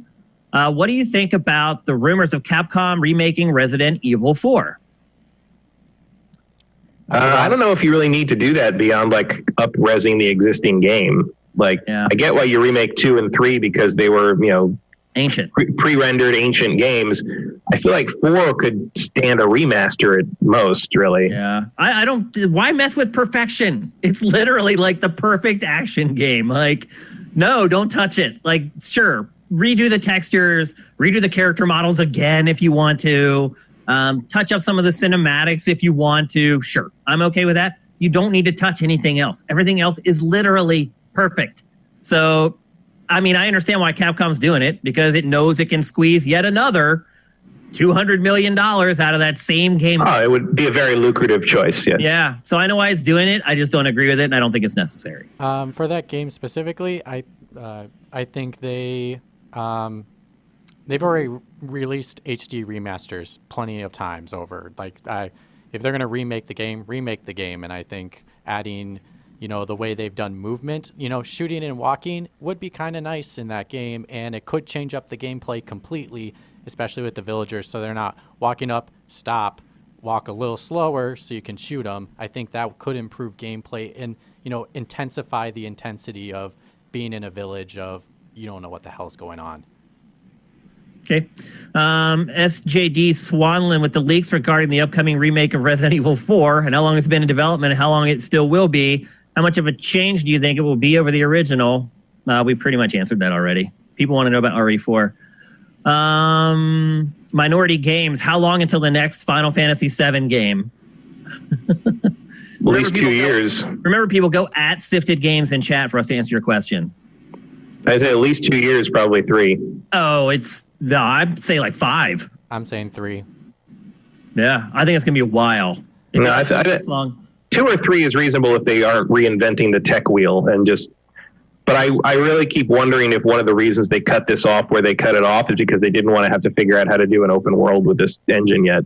It's possible. Very possible. Assuming that you even do that. I mean, part of me will not be surprised if this series, if this remake, even in the next subsequent entries, never does an open world of the world of the whole planet, and you just kind of go from linear city to linear location over and over, and like maybe you get a big world map where you pick the location to go to, but you're never actually wandering the world in an airship or anything like that.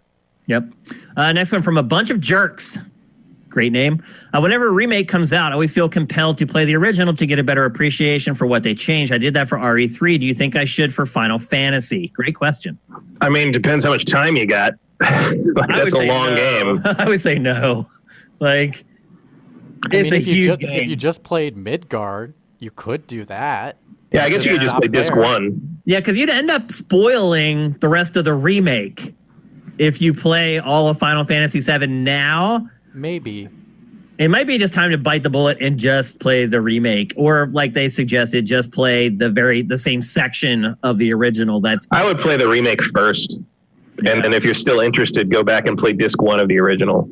And my guess is you'll get about 2 hours into that game and you'll stop. Actually, you've after played Matt the remake. said that, and after finishing the game, I would recommend that. Do the remake first, then go play Final Fantasy VII. Okay. ETH Demon, 2K announced a new XCOM game coming out April 24th. You control a mixed group of humans and aliens. It's also being sold for $10. What's your take? How do I not know about this? Did they say that today? That's news to me. It must be announced today, maybe? I don't know. I haven't heard about it. I'll look into it, but for $10 more XCOM sounds pretty good. Yeah, I mean, sold. I don't even have to really know what the game is. If it's more XCOM for $10, I'm there. I'm in. Totally in. I was always hoping they'd kind of go into the terror from the deep at some point in the modern stuff. Because I always like that underwater Lovecraft stuff. Rosencrantz, thank you for the bits, bro. Also, thank you to all you guys who contributed to the hype train today. I like right out of the gate, it looked like we hit like level 3, and then I got caught up in the conversation and kind of missed it. So, but thank you guys. Here's the last question. From Lazily Diligent, also a good name. Can esports take, this is a good one. Can esports take advantage of this live content vacuum and steal a larger market share? Well, lazily, they're certainly trying. It is not for a lack of trying. I'm sure you saw the NBA 2K Real NBA Players tournament. They had a NASCAR iRacing event. And what happened to the NASCAR iRacing event? One of their drivers dropped an N-bomb live on the stream. And now he's lost all his sponsors and he's been banned by NASCAR. So is it a good thing that these athletes... Because that's what happens when you do that in legitimate sports, too. It's not some kind of weird esports oversensitivity thing. No. It ain't tolerated. Yeah. So I found that funny. The general consensus around the NBA 2K stuff is the sports people hate it. If you listen to sports talk right now, they hate it because they know that it could replace them and they could have no jobs. All the people who work in sports right now are freaking out because think about it. And now even myself, who at one time thought about being a sports journalist, none of these people can work. And they may not be able to work for a really long time. So they're becoming very defensive about sports. And so this esports stuff, they are slamming it every chance they get. But I realize this wasn't your question. You're asking us what we think about it. And I think generally the sports stuff isn't going to work. I think if they put some of the non-sports, purely because of all the people who are on the networks it's airing on, or bad-mouthing it and telling people not to watch it. Now, I do think if you started getting some of the stuff like League or Overwatch or Call of Duty Warzone or Apex Legends, you start getting that in front of some eyeballs here during this down period, and this down period is going to go on for a while. You start getting in front of those eyeballs, I think you could maybe get some traction. What do you think, Matt? It's possible. I mean, the other downside of it is like, even if it did get some traction, there's nothing we can do about it because you still can't really have gatherings to do more esports stuff either. Yep, they're running out of content too. Yeah, so I think, right now they're just sort of throwing things at the wall. They're airing what they can of that. They're also re-airing classic actual sports games. The thing about like this, like people freaking out about it replacing sports or whatever is ridiculous because you're never going to replace the idea, the experience of watching a human being do something amazing. And granted, some of the things people do in esports is amazing, but in a different way. But the athleticism of this stuff is never going to go away. So I don't think they need to be worried about that. They need to be worried about when we're allowed to go to a stadium again. Yeah. And people don't even recognize when great things happen in esports. I mean, I can watch League of Legends esports as a League of Legends player, and there's still stuff that just goes whoosh. Like the announcers start getting all blah and the crowd starts going. I'm like, what? I don't know what's going on. I'm missing something. Something awesome's happening. I don't know what it is. The worst thing for that ever was a StarCraft tournament I watched. And like people kept freaking out when things. I'm like, what? I don't know. Nothing happened. I don't know what I'm looking at. That's funny. Oh, you know what? We'll answer one bonus question. Wait, I do have one little thing to put in there. ESPN has been really nervous as well because they have asked their top sportscasters to take pay cuts, and along with their executives as well. So I think that also has to do with their nervousness about everything because the whole sports industry right now is losing it. They are freaking out. The only thing that is saving sports right now is the NFL. Like literally, I think the draft is going to happen still. The draft's happening. ESPN and NFL Network are combining for that, so there is some movement there. But even two networks can't do their own cast; they have to combine. That's crazy. Mm-hmm. All right, one bonus question. Do you think a 5+ years cycle for game development is viable for the future of gaming? With 4K and 8K coming, how can companies make games faster when 4K and 8K will make development even longer? I think you only really need to worry about that in the AAA space, which already is kind of on that sort of a cycle in most cases. So I think it clearly does work. Yep. I'd agree. And 8K is a long way off. Like, let's not worry about 8K. Yeah. I mean, it may never be here. Probably not. And for 8K to matter, your TV needs to be the size of your wall. So I don't see 8K becoming a thing. Yeah, let's see if the new consoles can get 4K running, reliably at a decent frame rate, and then 8K can be 10 years from now.